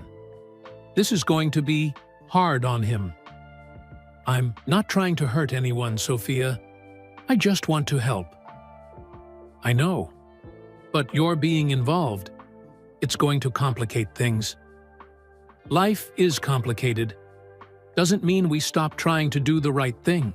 Sophia looked at him with an expression he remembered from high school. The look she got when she was trying to solve a difficult problem. Okay, she said finally. You can meet Carmen. But Michael, I need you to understand something. Chico doesn't know about us, about our history. I've never told her we were more than just high school friends. Why not? Because it was easier that way. Because some stories are too complicated to explain to a child. She's not a child anymore, Sophia. She's 16. She's smart. She can handle the truth. Can she? Can any of us? Michael reached for Sophia's hand again. But this time, she pulled away before he could touch her. We'll figure it out, he said, one step at a time. First, we save Carmen's life. Then we deal with everything else. Promise me something, Sophia said. Anything. Promise me you won't make this harder than it already is. Promise me you'll remember that I'm married. That I have a life that doesn't include you. Michael wanted to promise that. He wanted to make this easy for her, but he couldn't lie. Not to Sophia. "I promise I'll try," he said. "But Sophia, I can't promise that being around you won't bring back everything I've been trying to forget for 25 years. That's what I'm afraid of," she whispered. "When can I meet Carmen?" "She's in the hospital right now. We could go this afternoon if you want." "I want." They paid for their untouched coffee and walked out of the restaurant together. Michael's car and driver were waiting outside. "Sophia," Michael said before they got in the car, "I know this is complicated. I know I'm probably the last person you wanted to call for help, but I'm glad you did." "Why?" "Because for the first time in 25 years, I feel like I'm exactly where I'm supposed to be." As they drove toward the hospital, Sophia stared out the window and wondered what she had just set in motion. She had called Michael to save her daughter's life, but she was beginning to realize that saving Carmen might mean risking everything else she had built. Some choices, she thought, change everything, and there was no going back now. The elevator at Cedars-Sinai Medical Center felt like it was moving in slow motion. Michael stood next to Sophia, both of them staring at the numbers lighting up as they rose to the 7th floor. Neither of them spoke, but Michael could feel the tension radiating from Sophia's body. "She doesn't know you're coming," Sophia said quietly as they reached Carmen's floor. "What did you tell her?" "That someone was going to help pay for her treatment. She thinks it's a charity or a medical foundation." Michael nodded. He was more nervous now than he had been about meeting Sophia. This was different. This was about a sick 16-year-old girl who didn't know that her mother's high school boyfriend was about to change her life. They walked down the long hallway past other hospital rooms. Michael could hear the sounds of machines beeping, nurses talking softly, families whispering together. It reminded him of all the times he had visited children's hospitals during his basketball career. But this time was personal. Sophia stopped, outside room 714. "Michael, before we go in, I need you to know something. Carmen is sick, but she's still full of fight. She's going to ask you a million questions. She's curious about everything. I can handle questions." "Can you? What if she asks why you're really helping us? What if she asks about our past?" Michael looked at Sophia seriously. "I'll tell her the truth, that her mother was once very important to me, and that helping Carmen is the right thing to do. And if she asks if we were in love, I'll tell her that too, if she asks." Sophia took a deep breath. "Okay, let's do this." She knocked softly on the door and pushed it open. "Carmen, there's someone I want you to meet." Michael followed Sophia into the hospital room and stopped in his tracks. Carmen Martinez was sitting up in bed, typing on a laptop computer. She had a scarf wrapped around her head where her hair used to be. She was thin from the treatments, and there were dark circles under her eyes. But when she looked up and saw who was standing in her doorway, her face lit up with pure joy. "Oh my God!" Carmen practically shouted. "Mom, you didn't tell me your old boyfriend was the Michael Jordan." Michael couldn't help but laugh. Despite everything she was going through, Carmen had the same bright energy that Sophia had possessed at that age. "Hi, Carmen," Michael said, walking over to her bed. "I'm Michael." "I know who you are. You're only the greatest basketball player who ever lived." Carmen grinned at her mother. "Mom, I can't believe you never told me you dated Michael Jordan." Sophia's cheeks turned red. "Carmen, that was a long time ago. We were just kids." "Just kids? Mom, do you know how cool this makes you?" Carmen turned back to Michael. "She never talks about high school. I always wondered why she had all those old newspaper clippings about basketball games." Michael glanced at Sophia with surprise. "You kept newspaper clippings?" "I kept everything," Carmen answered before her mother could speak. "I found a whole box of stuff in the attic. Pictures, letters, ticket stubs from games. Mom was totally in love with you." "Carmen!" Sophia protested. "What? It's obvious from the pictures. You two were like the perfect high school couple." Carmen studied Michael's face. "So, why did you break up?" Michael sat down in the chair next to Carmen's bed. "Your mom and I had different dreams. She wanted to become a doctor and save lives. I wanted to play professional basketball. Sometimes, people have to choose their dreams over being together." "That's stupid," Carmen said matter-of-factly. "Carmen," Sophia said again. "Well, it is. If you really loved each other, you should have figured out a way to make it work." Michael smiled. This girl was definitely Sophia's daughter. Smart, direct, and not afraid to speak her mind. "You're probably right," Michael said. "But we were young and scared. Sometimes, young people make choices they later regret." Carmen studied him carefully.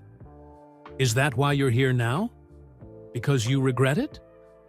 The question caught Michael off guard. This 16-year-old girl saw right through him.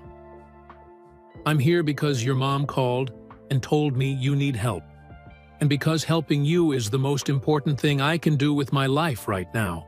"But that's not all, is it?" Carmen pressed. "I can see the way you look at my mom. I can see the way she looks at you when she thinks no one is watching." Sophia moved closer to Carmen's bed.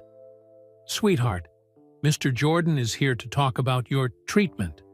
He's offered to help pay for the experimental therapy in Chicago." Carmen's eyes got wide. "Seriously? You're going to pay for it?" "If you want me to," Michael said. "But first, I want to know about you. Your mom tells me you want to be a journalist.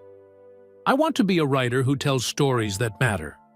Like my mom saves people's bodies, I want to save people's spirits by telling their stories." "What kind of stories?" Carmen's enthusiasm was infectious as she talked about her articles for the school newspaper. She told Michael about interviewing homeless veterans, writing about kids in foster care, and exposing problems with school lunch programs. "I don't want to write about celebrities or sports scores," Carmen explained. "I want to write about real people facing real problems. I want to make people care about each other." Michael found himself genuinely impressed. That's a big responsibility. "My mom taught me that if you have a gift, you should use it to help other people. Writing is my gift." "What's the most important story you've ever written?" Carmen thought about it. "Last year, I wrote about this kid at school named Tommy. He has autism, and some bullies were making fun of him every day. I followed the story for 2 months.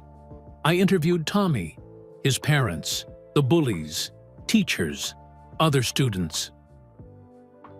"What happened?"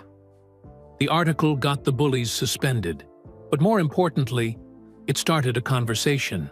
Now, our school has an anti-bullying program, and Tommy has friends. He's not eating lunch alone anymore." Michael felt something stir in his chest. This girl understood something that had taken him years to learn, that real success meant helping other people. "That's amazing, Carmen.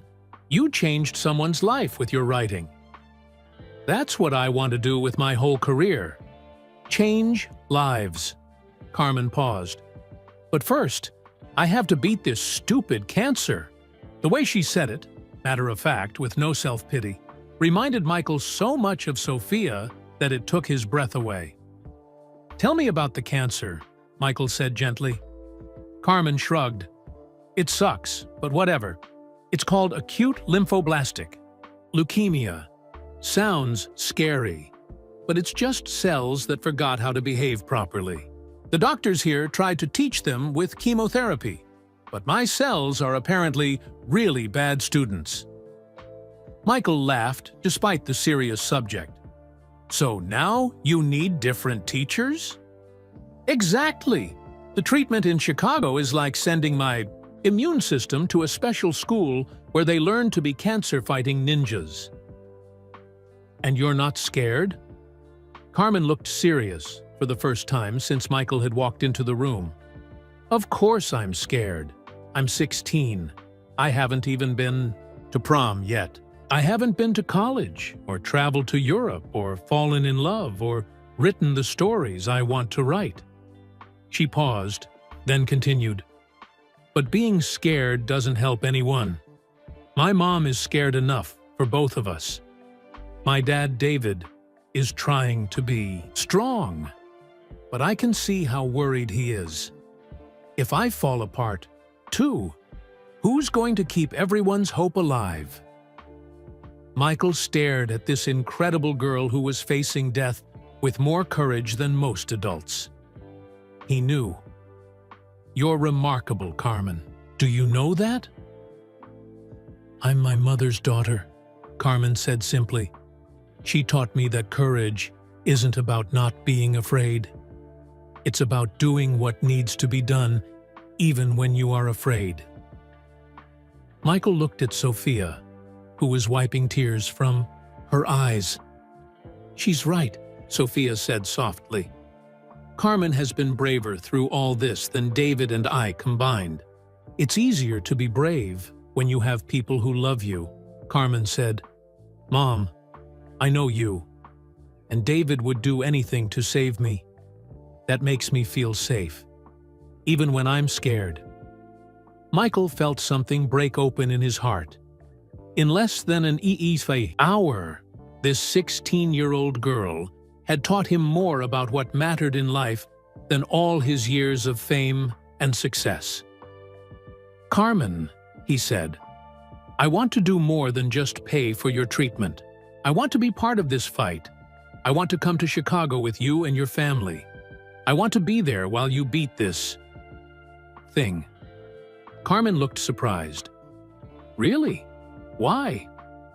Michael thought about how to answer that question honestly, without complicating things for Sophia. "Because meeting you has reminded me what real heroism looks like. And because everyone needs as many people as possible, cheering them on when they're fighting the biggest battle of their life."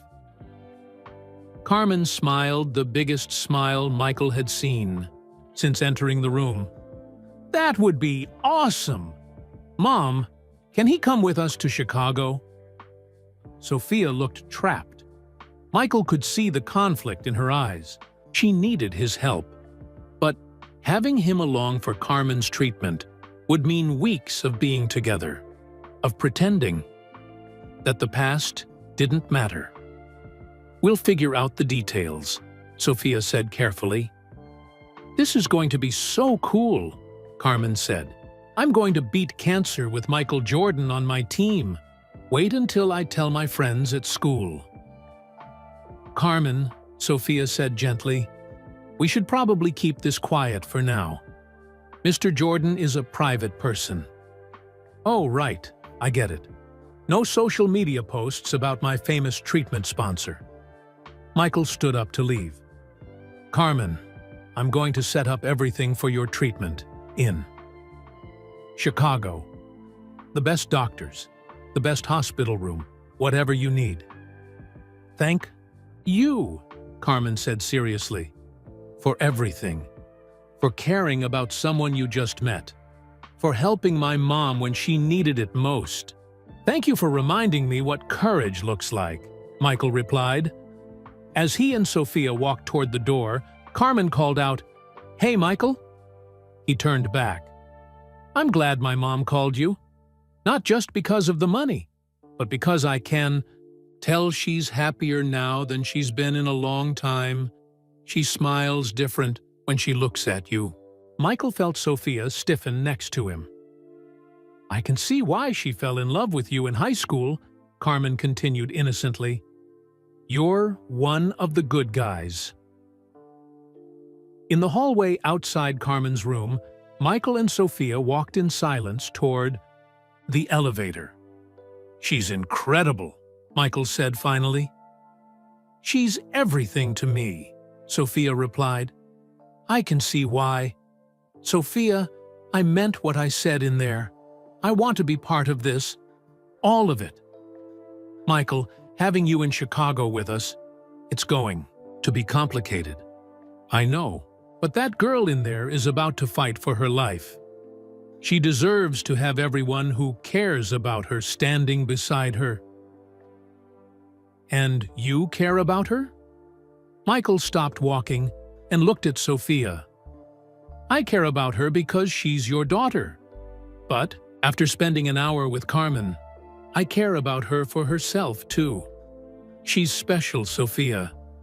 She's going to change the world if we can save her life. Sophia pressed the elevator button and stared at the doors. This is all happening so fast. Sometimes life moves fast. The question is, are we going to keep up, or are we going to get left behind? As they waited for the elevator, Michael realized that meeting Carmen had changed something fundamental inside him.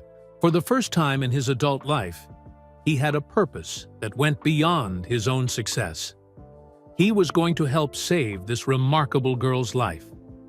And maybe, in the process, he would figure out how to save his own heart. 2 weeks later, Michael Jordan stood in the lobby of Northwestern Memorial Hospital in Chicago, watching snow fall outside the tall windows. His private jet had just brought the Martinez family from Los Angeles. Carmen's treatment was scheduled to begin the Sikh died next morning.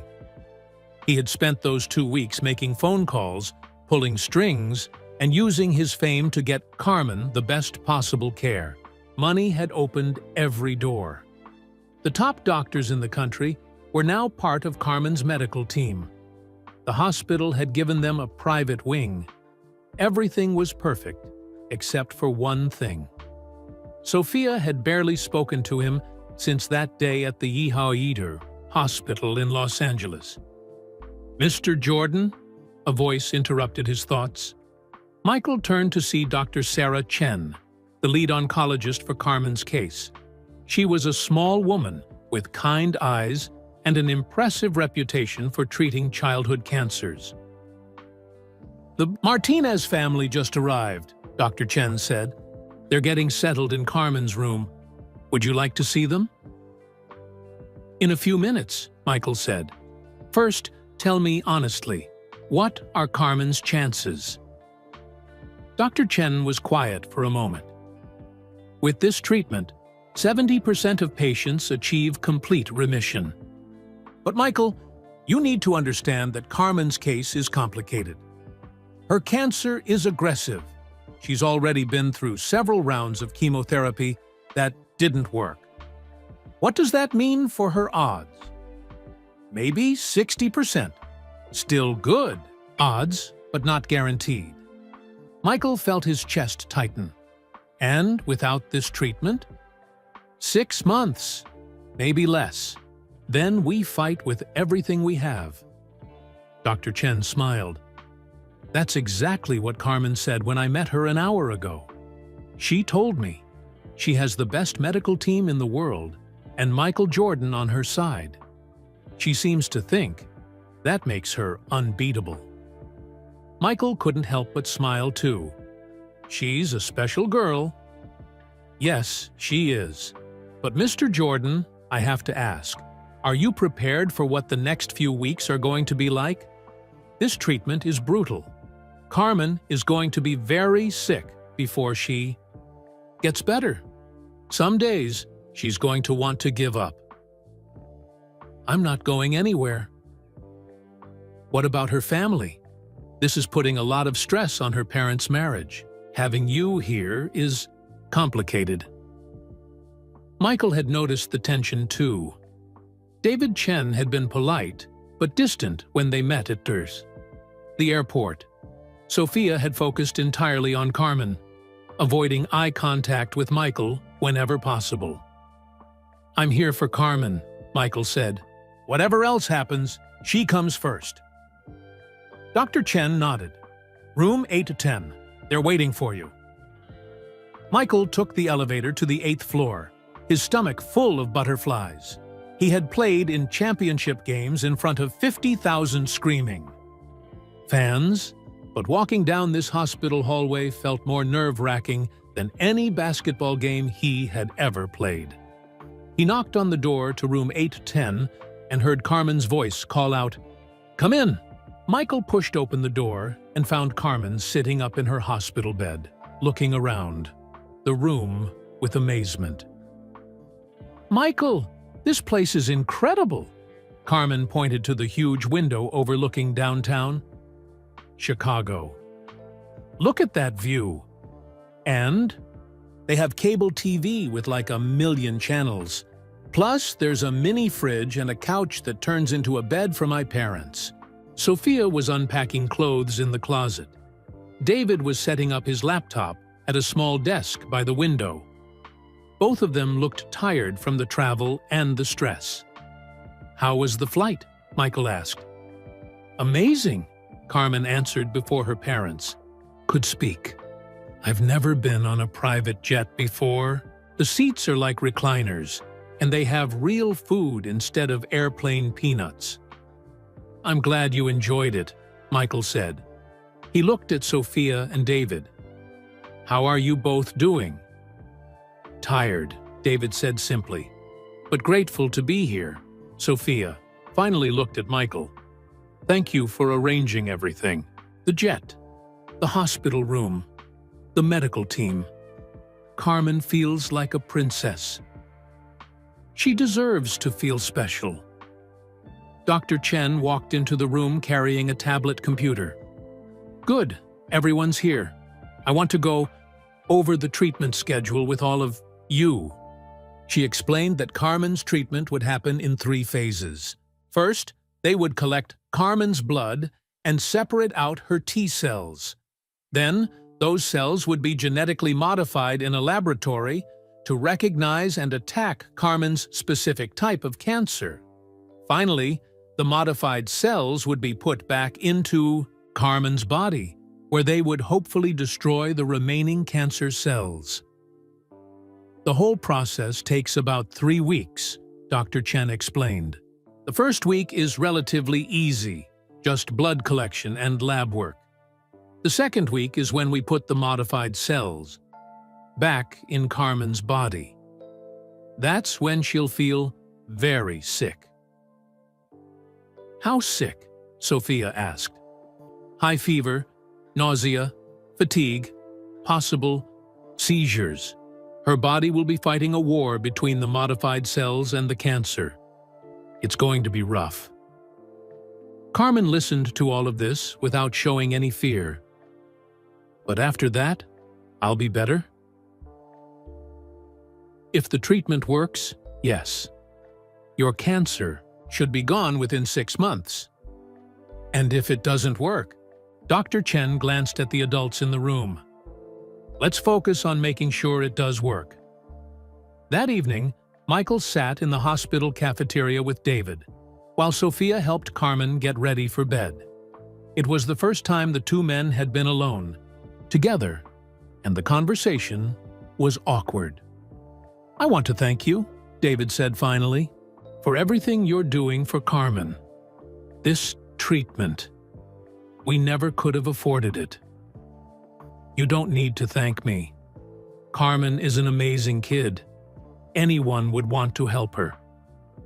But not everyone could help her the way you can." David stirred his coffee slowly. "Can I ask you something?" "Sure.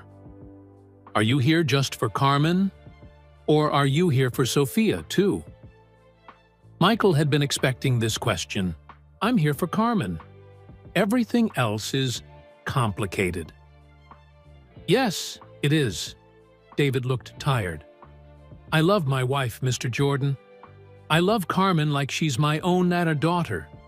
This whole situation is the hardest thing our family has ever been through. I imagine it is. Sophia and I have been married for 8 years. Good years. But I can see the way she looks at you. I can see the way you look at her. Michael didn't know how to respond to that. I'm not stupid, David continued. I know that Sophia had a life before she met me. I know she loved someone before she loved me. I just never thought that someone would show up and want to be part of our lives. David, I'm not trying to cause problems for your family. I know you're not. That's what makes this so hard. You're a good man doing a good thing. Carmen adores you. Sophia, well, Sophia is struggling with feelings she thought she had buried a long time ago. What do you want me to do? David was quiet for a long time. I want you to save my daughter's life. And then, I want you to decide what kind of man you want to be. The kind who walks away and lets our family heal. Or the kind who stays and tears apart a marriage. It's not that simple. Isn't it? David stood up from the table. I'm going to check on Carmen. She likes you to read to her before bed. Something about your voice, reminding her of her favorite audiobook narrator. After David left, Michael sat alone in the cafeteria, thinking about their conversation. David was right. This was complicated. But it was also bigger than just the adults involved. Carmen needed this treatment to work. She needed everyone who cared about her to be strong and focused. Personal drama between the adults could only hurt her chances. Michael made a decision. For the next 3 weeks, he would be completely focused on helping Carmen get better. His feelings for Sophia, Sophia's feelings for him, David's concerns about his marriage, all of that would have to wait. Carmen's life was more important than anyone's broken heart. When Michael went back to Carmen's room, he found her propped up in bed with a book in her hands. "What are you reading?" he asked. "It's a book about journalism, about reporters who risked their lives to tell important stories." Carmen held up the book so he could see the cover. This woman went to war zones to report on what was happening to children caught in the fighting.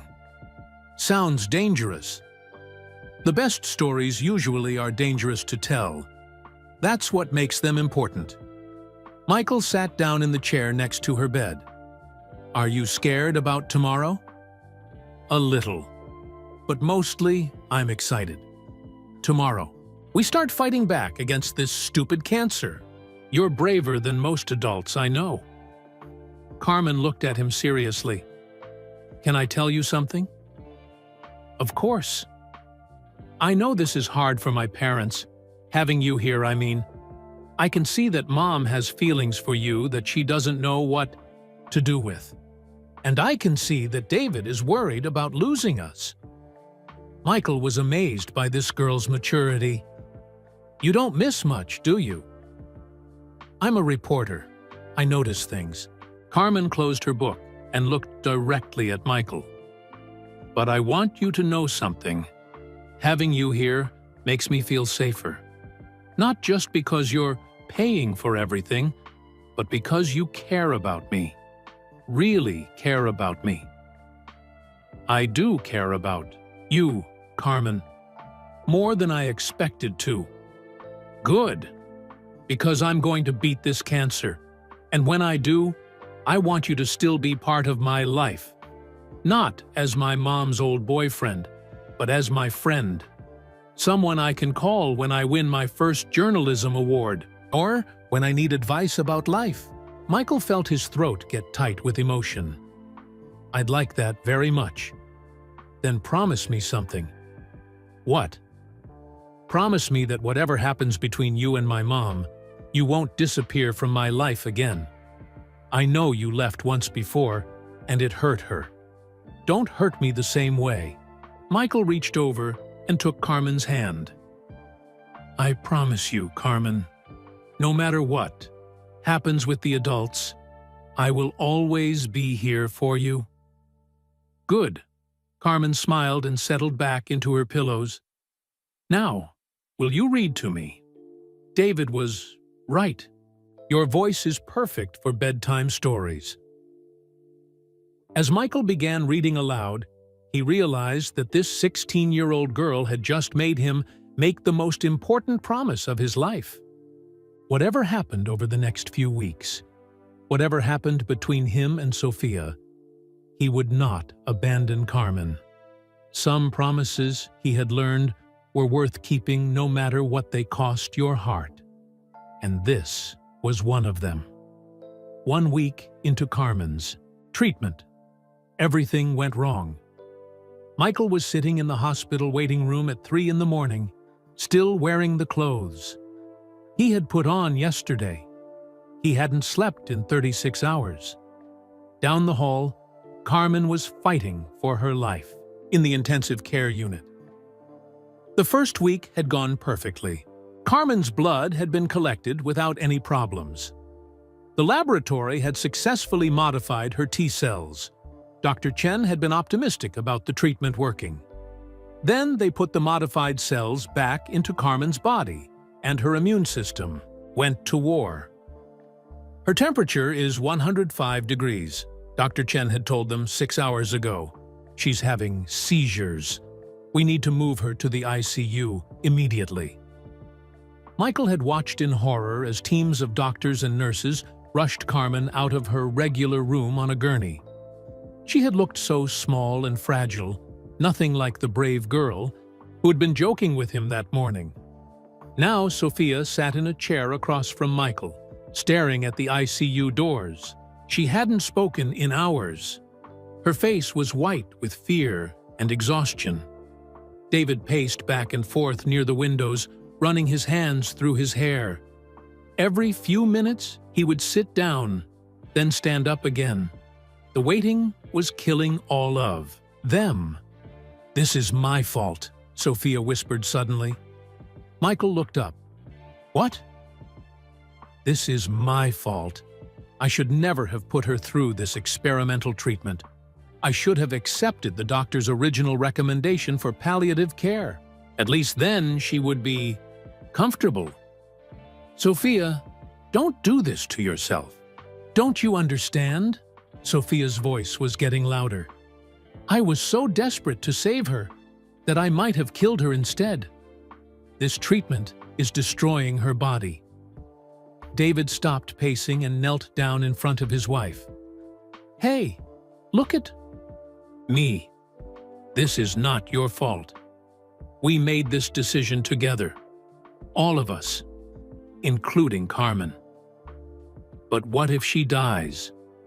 What if I lose her because I couldn't accept that some things can't be fixed? Michael felt something break inside his chest. He had seen Sophia scared before, but never like this. Never completely falling apart. She's not going to die, Michael said firmly. How do you know? Sophia turned to face him, her eyes red from crying. How can you possibly know that? Because she's your daughter. Because she has your strength and your stubbornness. Because she promised me she was going to beat this. Promises don't cure cancer, Michael. No, but fighting does. And that girl is a fighter. Dr. Chen came through the ICU doors, still wearing her surgical scrubs. All 3 adults rushed toward her. How is she? Sophia asked. Stable for now. Her fever broke an hour ago. The seizures, have stopped, but the next 48 hours are critical. What does that mean? David asked. It means her body is responding to the treatment, but we don't know if it's responding well or badly. Sometimes patients get sicker before they get better. Sometimes they just get sicker. Can we see her? Sophia asked. One at a time. For 5 minutes only. She's unconscious, but you can talk to her. Sophia went first. Michael watched through the ICU window as she sat beside Carmen's bed, holding her daughter's hand and whispering things he couldn't hear. David went next. He kissed Carmen's forehead and stood quietly beside her bed, just watching her breathe. Then it was Michael's turn. Walking into the ICU felt like walking into a nightmare. Carmen was connected to machines that beeped and hummed. Tubes ran from her arms to bags of medicine hanging from metal poles. Her face was pale, and her breathing was shallow. Michael sat down in the chair beside her bed and took her hand carefully.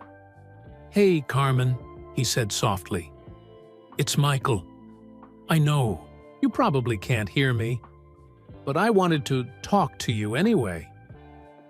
He looked at this brave girl who had become so important to him in such a short time. "You're scaring all of us, you know. Your mom is out there blaming herself for this. David is trying to hold everyone together. And me?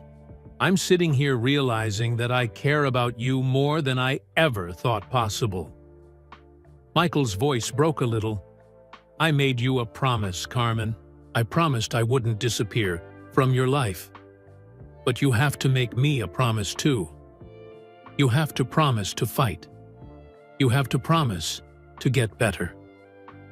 He squeezed her hand gently. "I know this is hard. I know your body hurts and you're tired of fighting. But you told me that the best stories are the dangerous ones to tell. Well, your story isn't finished yet. You have too many important articles to write, too many lives to change with your words." Michael wiped tears from his eyes.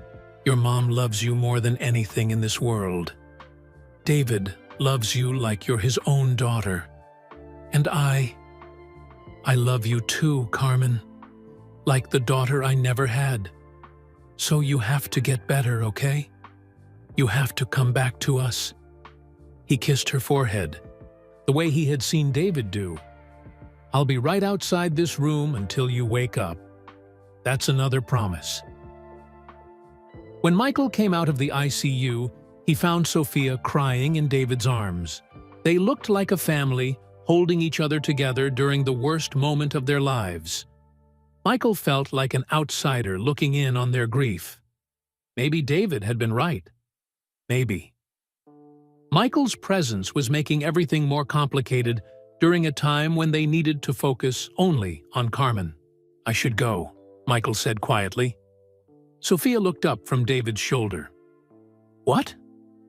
You need to be together as a family right now. I'm just making things harder." "Michael, no," Sophia said, pulling away from David. "Carmen needs you here." "Does she? Or do I just need to be here because I can't let go of the past?" David spoke up. "Michael, I know we've had our differences, but Carmen loves you. She's going to want to see you when she wakes up." "If she wakes up." "When she wakes up," Sophia said firmly. "Don't you dare give up on her now." "I'm not giving up. I'm trying to do what's best for her. What's best for her is having everyone who loves her fighting for her together." Michael looked at these two people who had every reason to want him gone, but who were asking him to stay. He thought about Carmen's request that he not disappear from her life again. "Okay," he said, "I'll stay. They spent the rest of the night taking turns sitting with Carmen. Michael dozed in the waiting room chair, waking up every hour to check if there was any news. At dawn, Dr. Chen came out of the ICU with a cautious smile on her face. "Her vital signs are improving," she said. "Her white blood cell count is responding, exactly the way we hoped. I think she's turned the corner." Sophia started crying again, but this time they were tears of relief. "Can we see her?" David asked. "She's awake and asking for all of you." They rushed into the ICU together. Carmen was sitting up slightly in bed, still pale and weak, but her eyes were open and alert. "There's my team," she said in a hoarse whisper. Sophia reached her first, hugging Carmen as gently as possible. "Oh, sweetheart, we were so scared." "I heard you," Carmen said, looking at Michael. "When you were talking to me yesterday, you told me I had more stories to write." "You do." "Then I guess I better get better so I can write them." Dr. Chen checked Carmen's chart. "The treatment is working. Your T cells are attacking the cancer cells exactly the way they're supposed to. If this continues, you should be in full remission within a month." Carmen smiled weakly. "See? I told you I was going to beat this thing." "You scared us," David said, taking her other hand. "Sorry about that. But hey, now I have a really good story about what it's like to almost die and come back. That's going to make an awesome article." Even weak and tired, Carmen was still thinking like a journalist. Michael couldn't help but laugh. "Only you would think about turning your near-death experience into a newspaper story," he said. "The best stories come from the hardest experiences," Carmen replied. "Someone needs to write about what it's really like to be a sick kid fighting for your life. Other kids going through this need to know they're not alone." Michael looked at Sophia and David, then back at Carmen. This remarkable girl had almost died, and her first thought was about how to help other people. "You're going to change the world, Carmen Martinez," Michael said. "I'm going to try," she whispered, then closed her eyes and fell asleep with a smile on her face. Outside the ICU, the three adults stood together in exhausted relief. "She's going to be okay," Sophia said, as if she needed to say it out loud to believe it. "She's going to be more than okay," Michael replied. "She's going to be extraordinary." For the first time since they had arrived in Chicago, the three of them felt hope instead of fear. Carmen had survived the crisis. Now they just had to figure out how to survive each other. Carmen's recovery over the next week was nothing short of miraculous. Her energy returned, her appetite came back, and her latest blood tests showed that the cancer cells were disappearing from her body. Dr. Chen called it one of the most successful treatments she had ever seen. But while Carmen was getting better, the tension between the adults was getting worse. Michael noticed it first during their daily conversations in the hospital cafeteria. Sophia had started avoiding him again, just like she had in Los Angeles. When they did talk, it was only about Carmen's medical updates. David was polite but distant. The three of them were like strangers trying to share the same small space. Everything came to a head on Thursday morning. Michael was reading the newspaper in Carmen's room while she napped. Sophia was updating her medical chart at the small desk by the window. They had been sitting in comfortable silence for an hour when Carmen's phone buzzed with a text message. "Mom," Carmen said sleepily, "can you check that? It might be from my friend Ashley." Sophia picked up the phone and her face went white. "Carmen, we need to talk about this." "About what?" Carmen sat up in bed, suddenly wide awake. Sophia turned the phone screen toward her daughter. It showed a text message with a link to a celebrity gossip website. The headline read, "Michael Jordan's secret family, NBA legend spotted at Chicago hospital with mystery woman and sick teen." "Oh no," Carmen whispered. Michael looked at the phone and felt his stomach drop.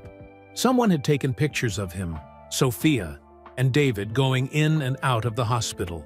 The article claimed that Michael was hiding a secret family and that Carmen might be his daughter.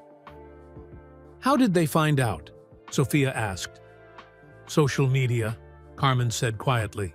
"I posted a picture on Instagram 2 days ago, just a selfie from my hospital bed. I didn't tag anyone or say anything about Michael being here, but someone must have seen him in the background." Michael looked at the photo on Carmen's Instagram. Sure enough, his reflection was clearly visible in the window behind her bed. "Carmen, you promised you wouldn't post anything about this," Sophia said. "I didn't. I was just posting about beating cancer. I had no idea Michael was in the picture." David walked into the room carrying coffee for everyone. He took one look at their faces and knew something was wrong. "What happened?" he asked. Sophia showed him the phone. David read the article and sank into a chair. "This is bad," he said quietly. "How bad?" Michael asked. "Read the comments," David said, handing back the phone. Michael scrolled through hundreds of comments from strangers making wild guesses about his relationship with Sophia and Carmen. Some people accused him of having an affair. Others claimed Carmen was his secret daughter. A few even suggested that David wasn't Carmen's real father. "I'm so sorry," Carmen said, tears streaming down her face. "I ruined everything."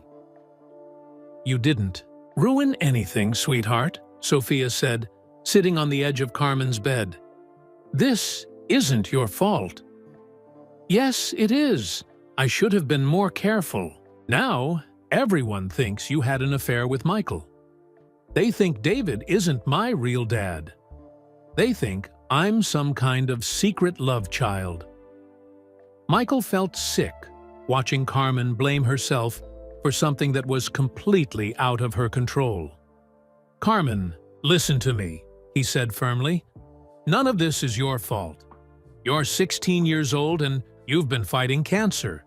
You should be able to post pictures of yourself without worrying about gossipy strangers on the internet. But now everyone knows we're here. What if reporters come to the hospital?" As if on cue, Michael's phone rang. It was his publicist calling from Los Angeles. "Michael, we have a problem," his publicist said, as soon as Michael answered. "Entertainment. Tonight.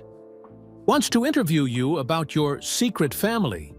TMZ has reporters heading to Northwestern Memorial Hospital right now, and someone claiming to be Carmen's classmate just sold a story to People magazine about your hidden daughter." Michael walked out into the hallway to finish the conversation privately. When he came back into the room, everyone was staring at him. "We need to leave," he said. "Now?" "What do you mean?" Sophia asked. "I mean, reporters are on their way here. In about an hour, this hospital is going to be surrounded by cameras and microphones. Carmen doesn't need that stress while she's recovering." "Where would we go?" David asked. "I have a house in Lake Titi Forest, about an hour north of here. It's private and secure. Carmen can finish her recovery there, and we can avoid the media circus." "Michael, I can't ask you to," Sophia started. "You're not asking. I'm offering." Michael looked at Carmen, who was still crying. "Carmen, would you feel more comfortable recovering somewhere private?" "Yes," she whispered. "I don't want strangers taking pictures of me when I'm sick." "Then it's settled. I'll arrange for a private ambulance to transfer you. We can be out of here in 2 hours." Dr. Chen agreed to the transfer as long as Carmen continued her follow-up appointments at time. Northwestern. Within 2 hours, they were driving north toward Lake Forest in a convoy of black SUVs with tinted windows. Michael's house was beautiful. A sprawling estate on Lake Michigan with tall trees and a private beach. Carmen's eyes lit up when she saw it. "This is amazing," she said, as they helped her out of the ambulance. "It's like something from a movie." "The guest suite has a beautiful view of the lake," Michael told her. "I thought you might like writing by the window." "You have a whole suite just for guests?" "I have 6 guest suites. This place is too big for one person, but I never knew what to do with all of the space." They got Carmen settled in a comfortable bedroom with huge windows overlooking the water. A private nurse would come twice a day to check on her. A chef would prepare all her meals. Everything was perfect, except for the growing tension between the adults. That evening, after Carmen had gone to sleep, the 3 of them sat in Michael's living room, trying to figure out what to do about the media attention. "We need to make a statement," Sophia said. "We need to tell the truth before the rumors get worse." "What truth?" David asked. "That my wife's high school boyfriend is paying for our daughter's cancer treatment? That's going to raise more questions than it answers." "Then what do you suggest?" Sophia asked. "I suggest we ignore it. Eventually, people will find something else to gossip about." Michael had been quiet during this conversation, but now he spoke up. "Actually, I think we should tell the whole truth." Both Sophia and David stared at him. "What do you mean?" Sophia asked. "I mean, we should do an interview. Tell people exactly what happened. That you and I dated in high school. That we broke up and didn't speak for 25 years. That you called me when Carmen got sick because you needed help paying for experimental treatment.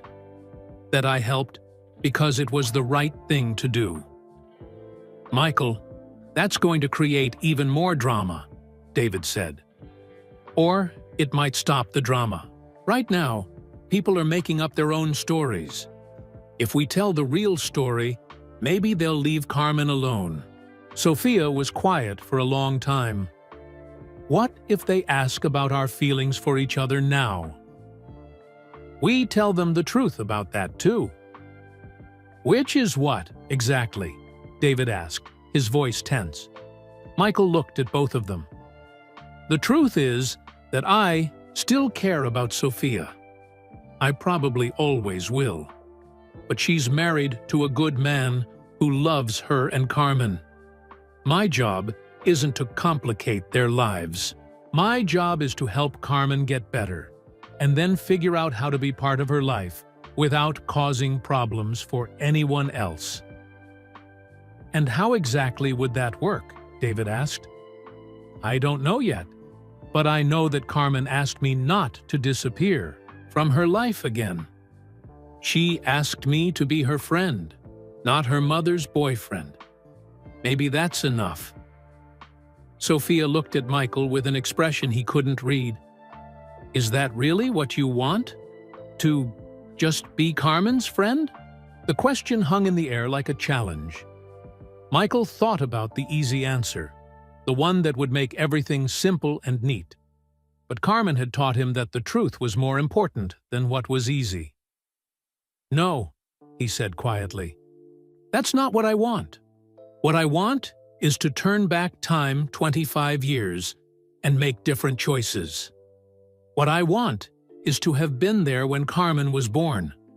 What I want is to have built a life with you instead of building a career without you." Sophia's eyes filled with tears. "But I can't have what I want," Michael continued, "so I'll take what I can get. If that means being Carmen's friend while you build a life with David, then that's what I'll do." David stood up from his chair. "I can't do this," he said. I can't sit here and listen to you two talk about what you want while pretending that I don't exist. David, please, Sophia said. No, Sophia. I've been patient. I've been understanding. I've watched you fall in love with him all over again, and I've tried to be okay with it because he's saving Carmen's life. But I'm not okay with it. David walked to the window and stared out at the dark lake. I love you, Sophia. I've loved you for 8 years, but I can see that you're not in love with me anymore. Maybe you never were. Not really. That's not true, Sophia said, but her voice was weak. Isn't it? When's the last time you looked at me the way you look at him?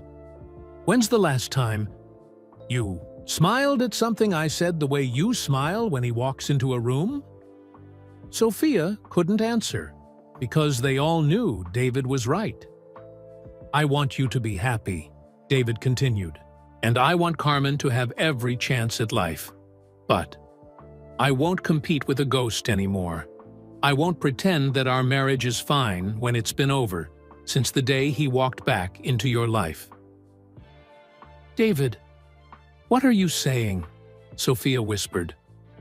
I'm saying that maybe it's time for us to be honest about what this really is.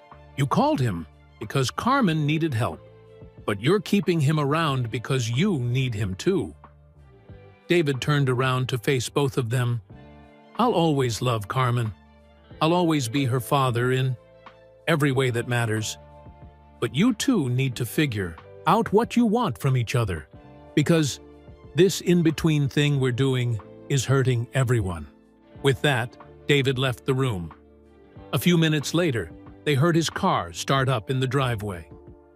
Michael and Sophia sat in silence for a long time, both of them staring at the fire crackling in the fireplace.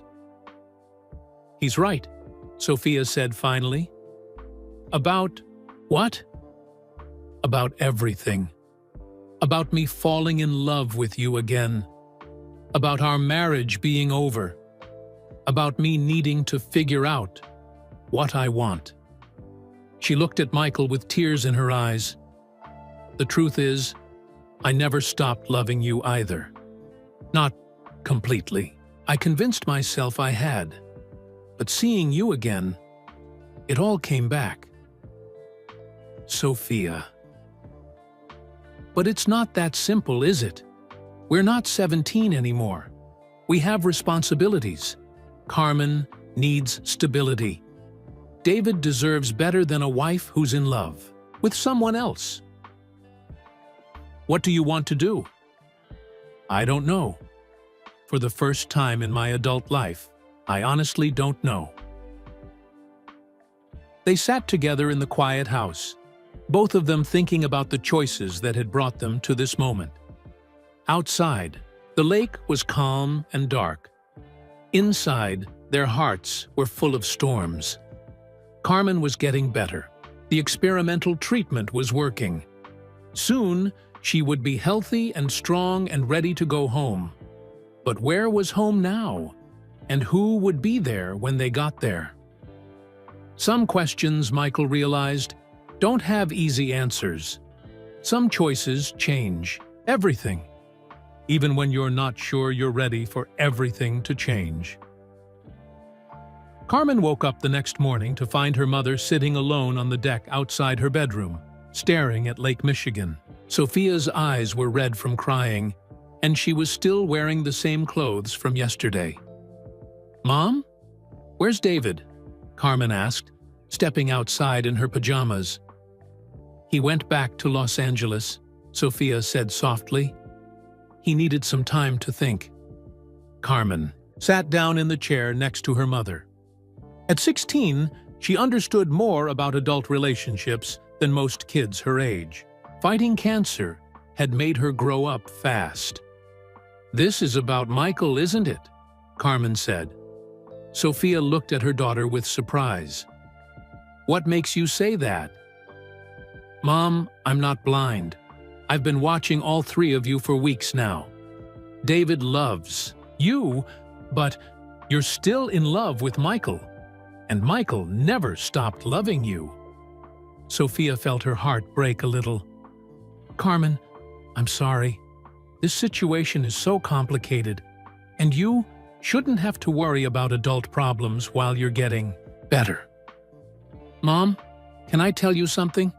Something I should have told you weeks ago?" "Of course, sweetheart." Carmen took a deep breath. "I know about the experimental treatment. I know it costs $2 million, and I know that Michael paid for it." Sophia stared at her daughter. "How do you know all that?" "Because I researched everything when I got diagnosed. I'm a journalist, remember? I investigate things." Carmen pulled out a folder from under her chair. "But what you don't know is that I also know the truth about why Michael really helped us." "Carmen, what are you talking about?" Carmen opened the folder and pulled out several pieces of paper. "I found these in your old photo albums and papers when I was looking for information about our family medical history." She handed the first paper to Sophia. It was a letter in Sophia's handwriting, addressed to Michael Jordan, but never sent. Sophia's face went white as she recognized her own writing from 15 years ago. "You kept this?" Carmen asked. Sophia read the letter she had written when Carmen was 1 year old. It explained how she had named Carmen after the name she and Michael had picked for their future daughter when they were teenagers. It talked about how Carmen's birth had made her think about the life she and Michael might have had together. It was the letter she had written but never sent, because it seemed too painful and pointless. "I don't understand," Sophia whispered. "I never sent this letter." "I know. But Mom, look at this." Carmen handed her another piece of paper. This one was a letter from Michael Jordan, dated 15 years ago, addressed to Sophia. "Martinez." Sophia read it with shaking hands. "Dear Sophia, I got your letter. I understand why you didn't send it, and I understand why you never contacted me again. But I want you to know that not a day goes by that I don't think about you and wonder about the life we might have had. If you ever need anything at all, please don't hesitate to call me. I will always be here for you and your daughter. Love, Michael." "Carmen, this is impossible. I never sent my letter, so how could he have responded to it?" Carmen smiled sadly. "Because you did send it, Mom. You just don't remember." "What do you mean?" "I called Grandma Martinez last week and asked her about it. She told me that you mailed the letter right after I was born, but then you got scared and called her crying, asking her to try to get it back before Michael saw it." Sophia's memory came flooding back. She had been so emotional after Carmen's birth, full of hormones and conflicted feelings about her life choices. She had mailed the letter in a moment of weakness, then immediately regretted it. Grandma called Michael's office and asked them to return the letter unopened, Carmen continued, but it was too late. Michael had already read it. So he wrote, "Back?" He wrote back. "And when you never responded to his letter, he kept trying to find ways to stay connected to you from a distance." Carmen pulled out more papers from her folder, bank statements, charity donation records, and newspaper clippings. "Mom, for the past 15 years, Michael Jordan has been donating money to Children's Hospital of Los Angeles, specifically to the pediatric oncology department where you work. He's donated over $5 million in your honor." Sophia stared at the donation records with Michael's name on them. "There's more," Carmen said. "He's also been funding a scholarship at Stanford Medical School for students who want to specialize in pediatric oncology. It's called the Martinez Family Seat Scholarship." Sophia couldn't speak. She just kept staring at the papers in her hands. And, Mom, 3 years ago, when you published that research paper about new treatments for childhood leukemia, the one that got you the National Medical Award, Michael arranged for it to be featured in Sports Illustrated and ESPN, not because it was sports-related, but because he wanted more people to know about your work. Carmen handed her mother one final piece of paper. It was a printout from a website. This is Michael's private charity foundation, the one he's never talked about publicly. It's dedicated to funding medical research and treatment for children with cancer. Guess what it's called? Sophia looked at the website header. The Carmen Foundation, giving kids a fighting chance. He named his foundation after me, Carmen said quietly. A foundation he started when I was 2 years old, before he ever met me, before he even knew what I looked like. Sophia was crying now, but they were tears of wonder, not sadness. Carmen, how did you find all this out? I'm a good reporter, Mom, and I wanted to understand why Michael Jordan would drop everything to help a stranger's daughter. Except, I'm not a stranger to him, am I? I've been part of his life for 15 years, even though he's never met me. Just then, Michael walked onto the deck carrying 2 cups of coffee. He stopped when he saw the papers spread out between Carmen and Sophia. I was wondering when you'd figure it all out, he said, sitting down in the 3rd chair. You knew she knew? Sophia asked. Carmen's been asking me very specific questions all week. Questions that only someone who had done serious research would know to ask. Carmen looked at Michael seriously. Why didn't you tell my mom about all the things you've been doing for us? Michael was quiet for a moment.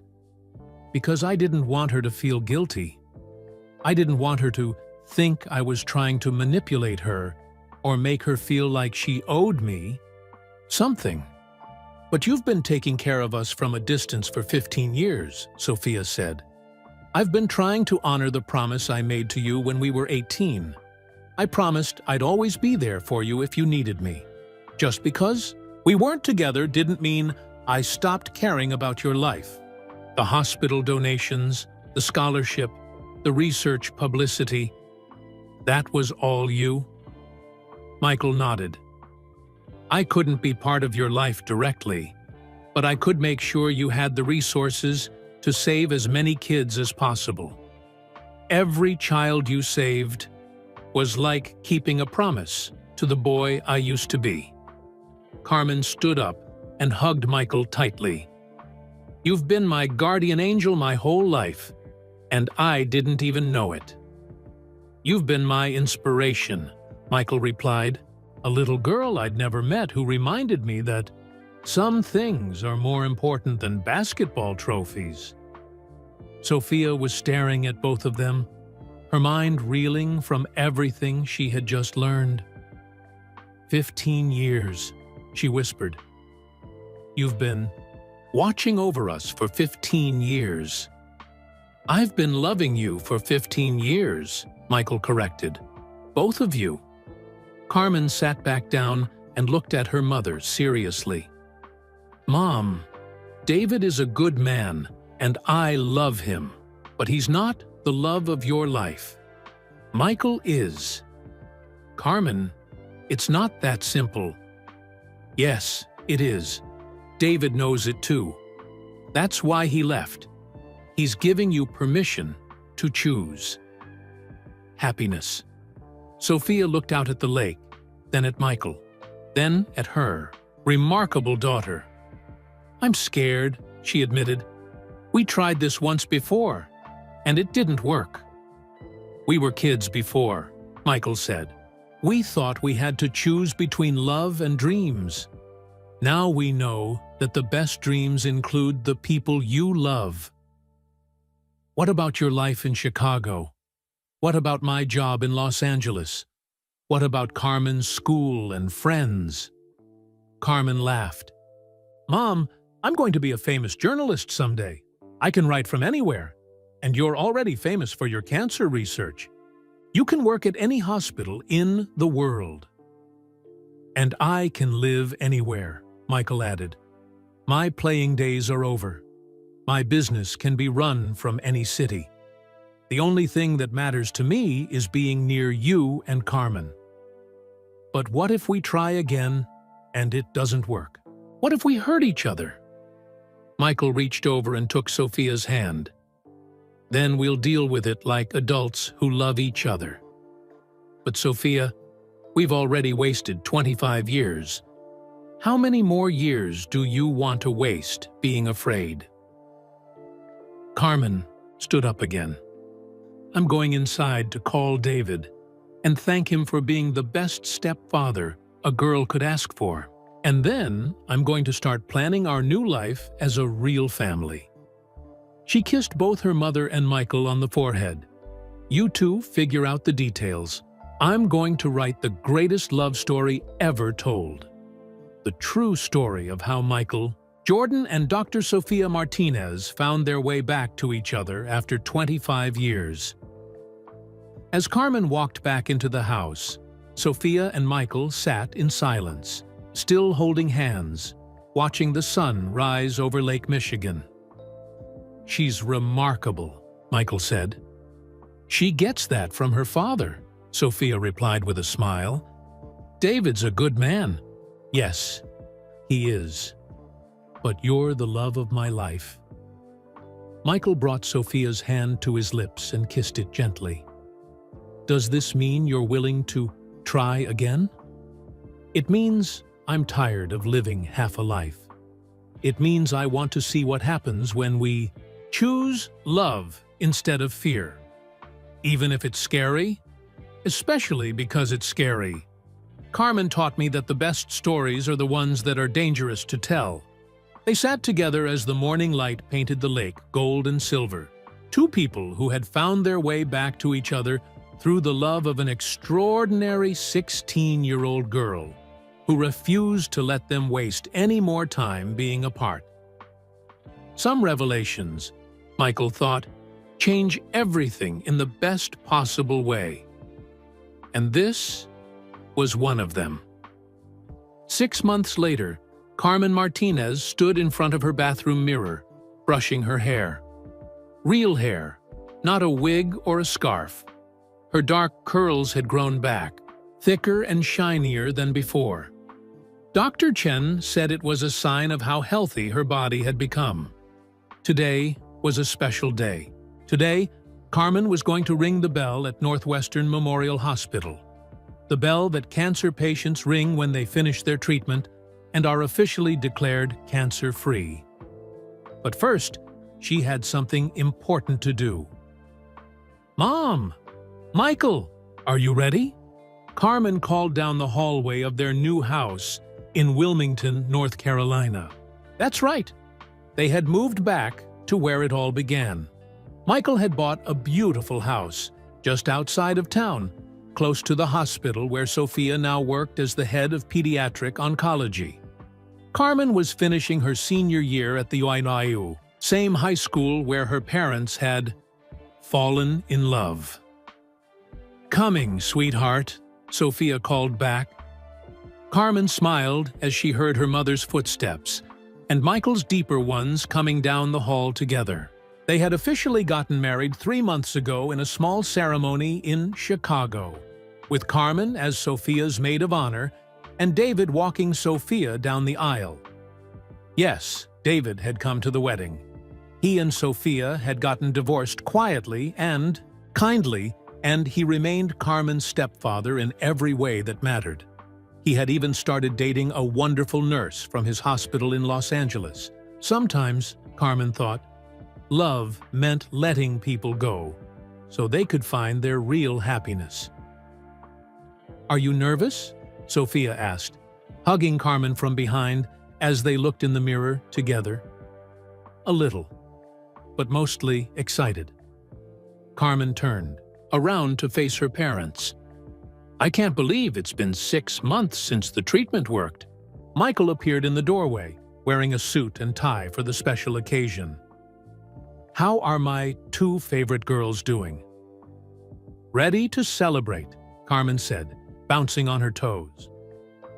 The drive to Chicago took 4 hours, but Carmen didn't mind. She spent the time working on her laptop, writing the final chapter of the book she was creating about her cancer experience.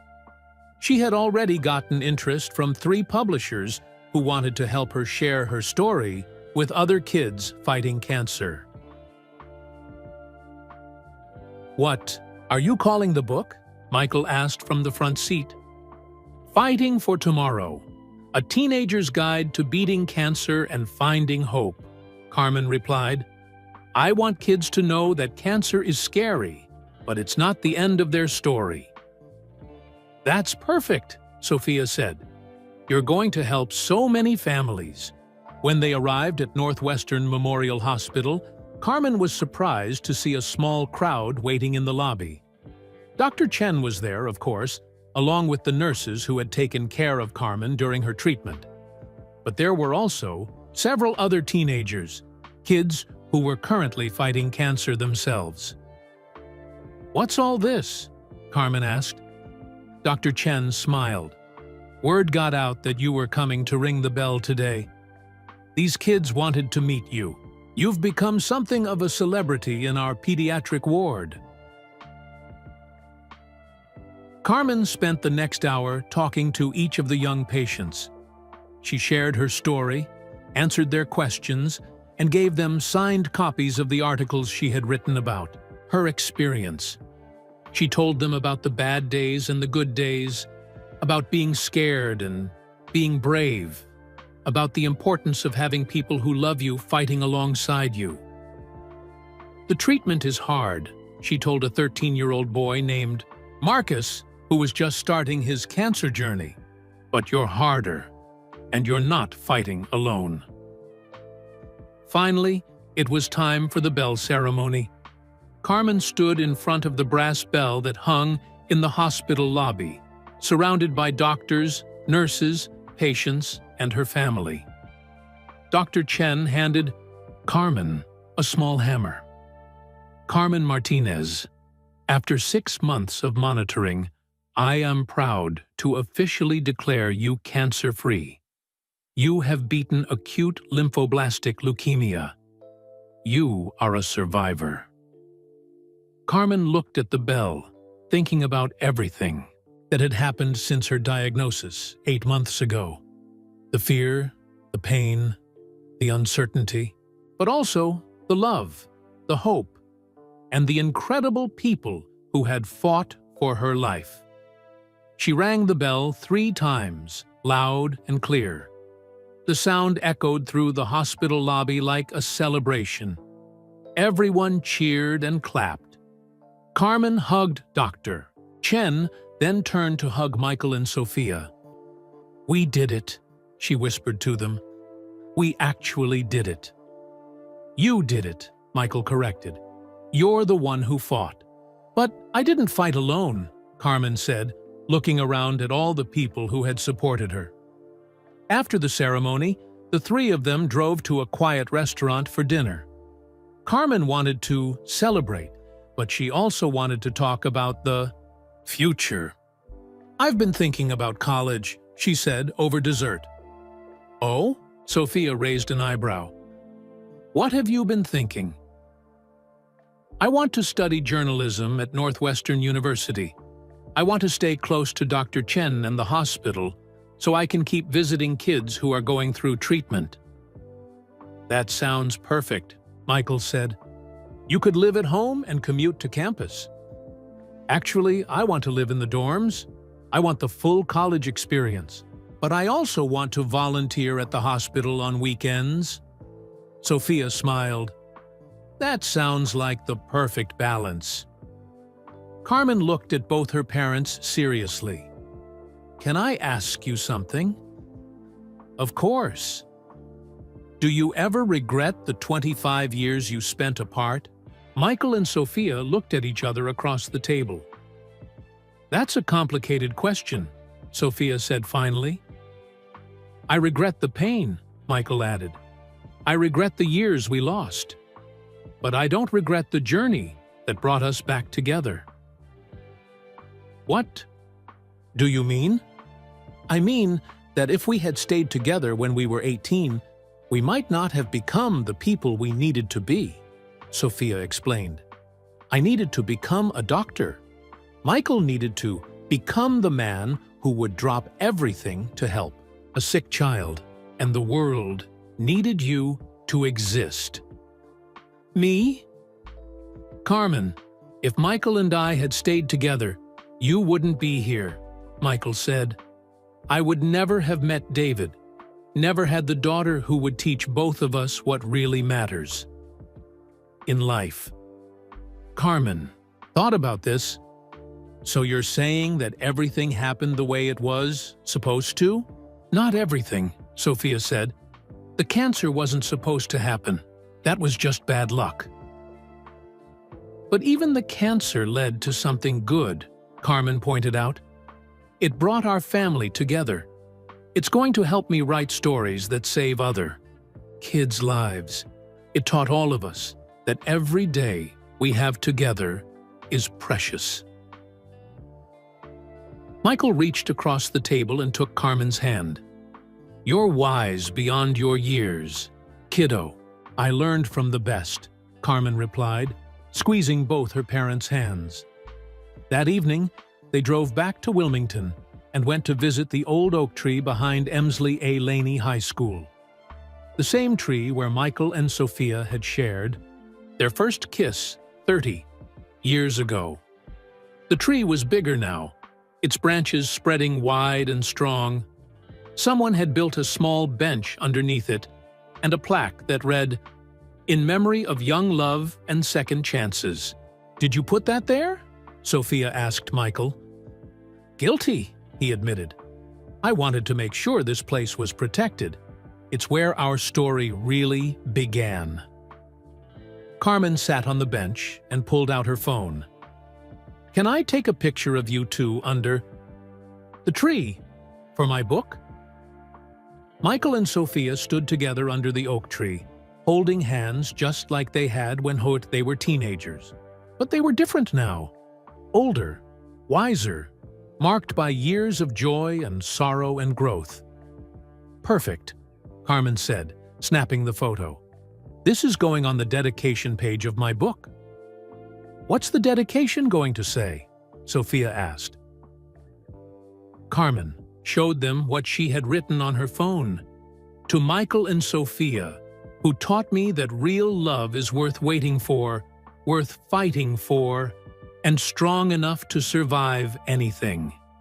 And to David, who showed me that sometimes the greatest act of love is letting someone go.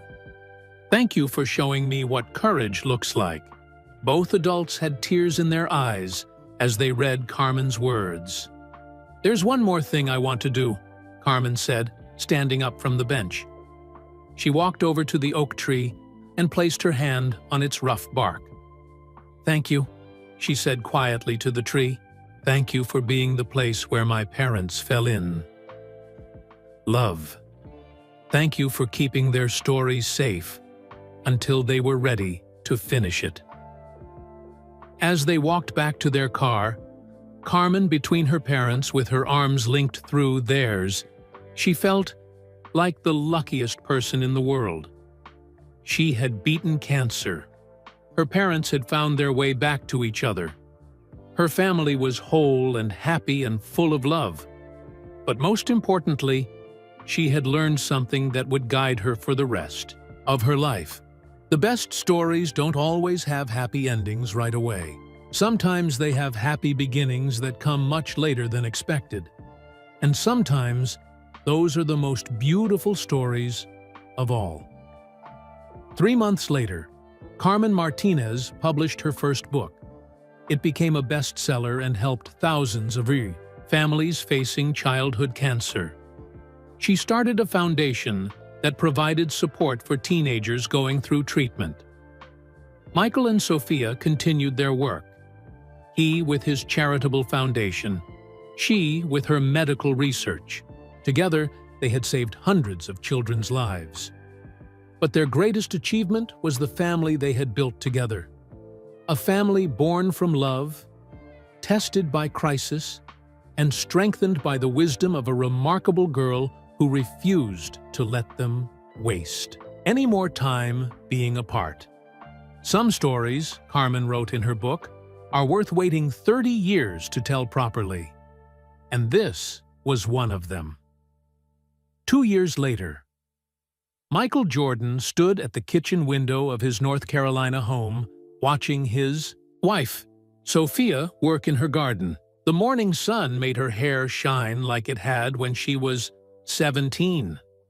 She was humming while she planted flowers, the same song she used to hum when they walked home from school together 32 years ago.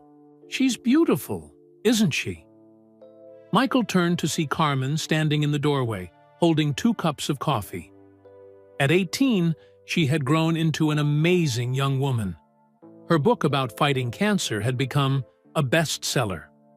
Her foundation had helped over 1,000 families pay for experimental treatments, and she was starting her sophomore year at Northwestern University, studying journalism and pre-med. "She's the most beautiful woman I've ever seen," Michael said, taking one of the coffee cups, inside and out. "I'm glad you two finally figured it out," Carmen said, sitting at the kitchen table. "Though it only took you 30 years. Michael laughed. "Better late than never, right?" "Definitely." Carmen opened her laptop computer. "I have something to show you." "What is it?" "Remember the journalism contest I entered last month? The one about writing stories that change people's lives?" "Of course. You wrote about our family's story." "I won," Carmen said with a huge smile. "First place in the national competition. The prize is a summer internship at the Washington Post." Michael felt pride swell in his chest. "Carmen, that's incredible. Congratulations." "But that's not the best part," Carmen continued. "They want to publish my article in their Sunday magazine. The story about how you and Mom found each other again is going to be read by millions of people." "Are you sure you want our private story shared with the whole world?" Carmen looked at him seriously. "Michael, our story isn't just about you and Mom anymore. It's about hope. It's about never giving up on love. It's about how sometimes the worst things that happen to us can lead to the best things." She pulled up the article on her laptop screen. "Look at this email I got yesterday." Michael read, over her shoulder. "Dear Carmen, I read your article about your family online. My daughter has cancer too, and we can't afford the treatment she needs. Your story gave me hope that there might be another way. Can you help me find resources like your family found? Thank you for sharing your story. A desperate mother in Texas." "I've gotten 50 emails like this in the past week," Carmen said. "People who are facing the same situation we faced 2 years ago. Your foundation and Mom's hospital connections have already helped 12 families get treatment for their kids." Michael felt his throat get tight with emotion. "Really? Really? Do you know what that means?" "What?" "It means you didn't just save my life. You're saving other kids' lives too. Because you were brave enough to help us, other families are getting the help they need." Michael sat down next to Carmen at the table. "I never thought about it that way." "That's because you're humble. But Mom and I see it. Every child who gets treatment because of our story is a life you helped save." Just then, Sophia came in. From the garden, dirt on her hands and a smile on her face. "What are you two talking about so seriously?" she asked. washing her hands at the sink. "Carmen won the journalism contest," Michael said proudly. Sophia spun around, her face lighting up. "Carmen, that's wonderful! And she's going to intern at the Washington Post this summer," Michael added. Sophia hugged Carmen tightly. "I'm so proud of you, mija. You're going to change the world with your writing." "I'm already changing the world," Carmen said. "Just like you change it by saving kids' lives, and just like Michael changes it by funding treatments and research. Speaking of which," Sophia said, sitting down with them, "I have some news, too." "What kind of news?" Michael asked. "The medical journal accepted my research paper about the CAR T-cell therapy, the one that helped save Carmen's life. It's going to be published next month." "That's amazing," Carmen said. "But here's the best part," Sophia continued. "The research is going to help doctors treat other kids with the same type of cancer Carmen had. The treatment protocol we developed for her is going to become the standard treatment for that type of leukemia." Michael stared at his wife. "You mean?" "I mean that Carmen's treatment is going to save hundreds, maybe thousands, of other children's lives." Carmen started crying happy tears. "So, getting cancer wasn't just something bad that happened to me. It was something that led to good things for other kids?"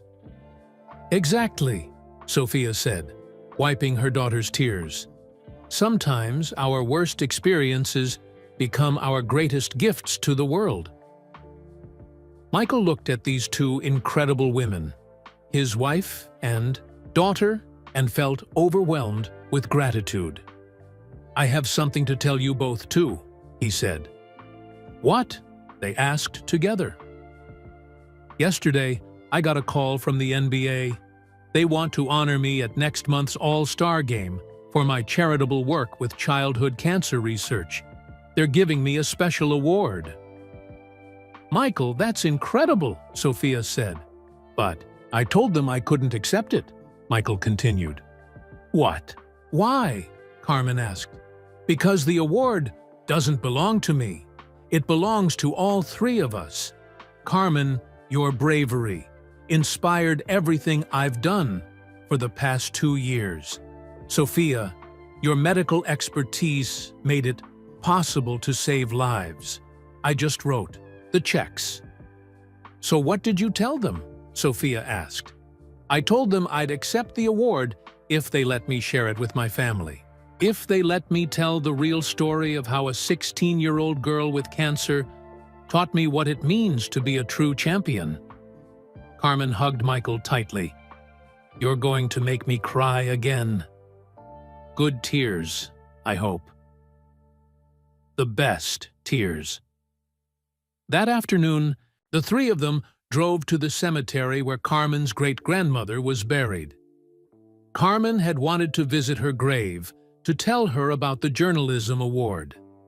As they stood by the headstone, Carmen spoke to her great-grandmother in Spanish, telling her about her successes and her dreams for the future. "What did you say to her?" Michael asked when Carmen finished. "I told her that her dreams came true, that her great-granddaughter became a doctor who saves children's lives, that her great-great-granddaughter is going to be a writer who tells stories that matter, and that sometimes love really does conquer everything, even time." On the drive home, Carmen sat in the back seat working on her laptop again. "What are you writing now?" Sophia asked.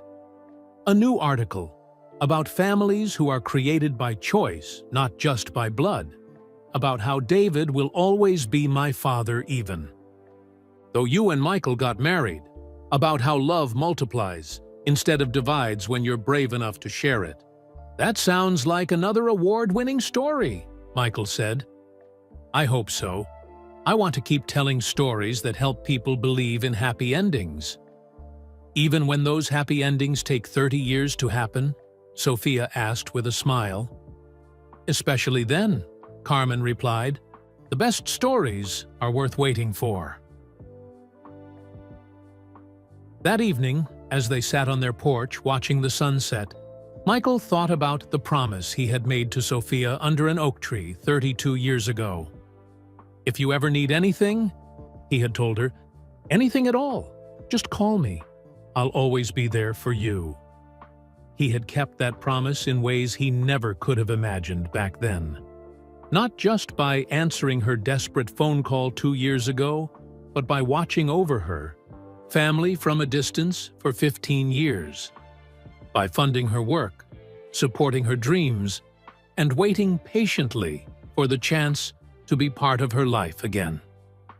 "Michael," Sophia said, interrupting his thoughts, "what are you thinking about?"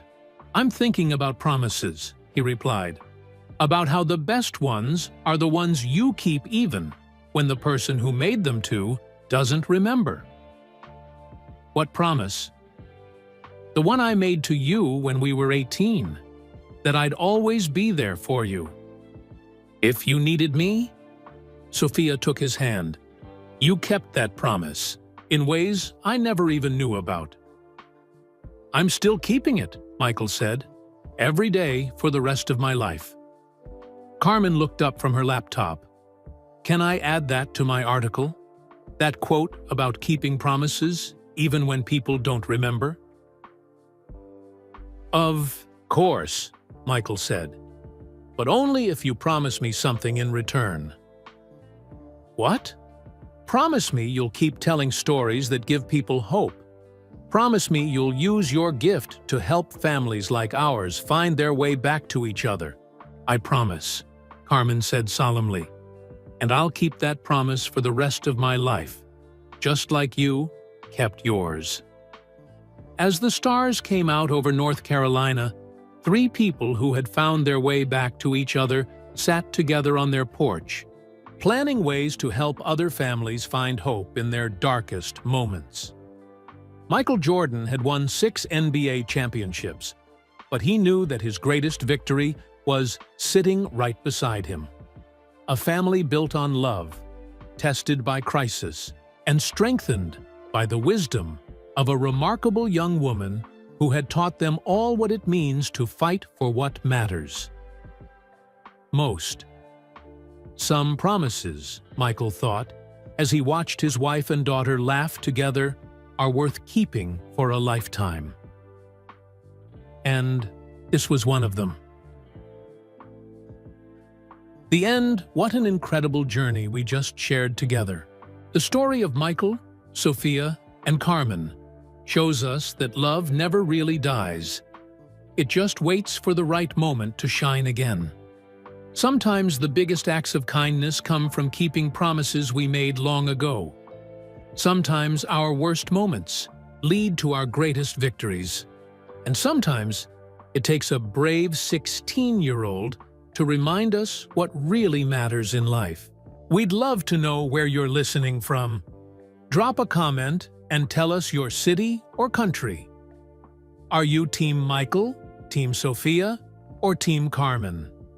Let us know what part of this story touched your heart the most. If this story inspired you to believe in second chances and the power of love, please hit that like button and subscribe to our channel. When you subscribe, you're helping us spread more stories of hope and kindness to people who need them most. Speaking of hope and kindness, we have another incredible true story ready for you right now. Click on the video appearing on your screen to discover another tale that will restore your faith in the power of human goodness. Remember, every act of kindness creates ripples that can change the world, just like Michael's. Promise to Sophia created ripples that saved not just Carmen's life, but hundreds of other children too. Until next time, keep believing in love, keep spreading kindness, and never give up on your dreams. Thank you for listening, and we'll see you in the next story.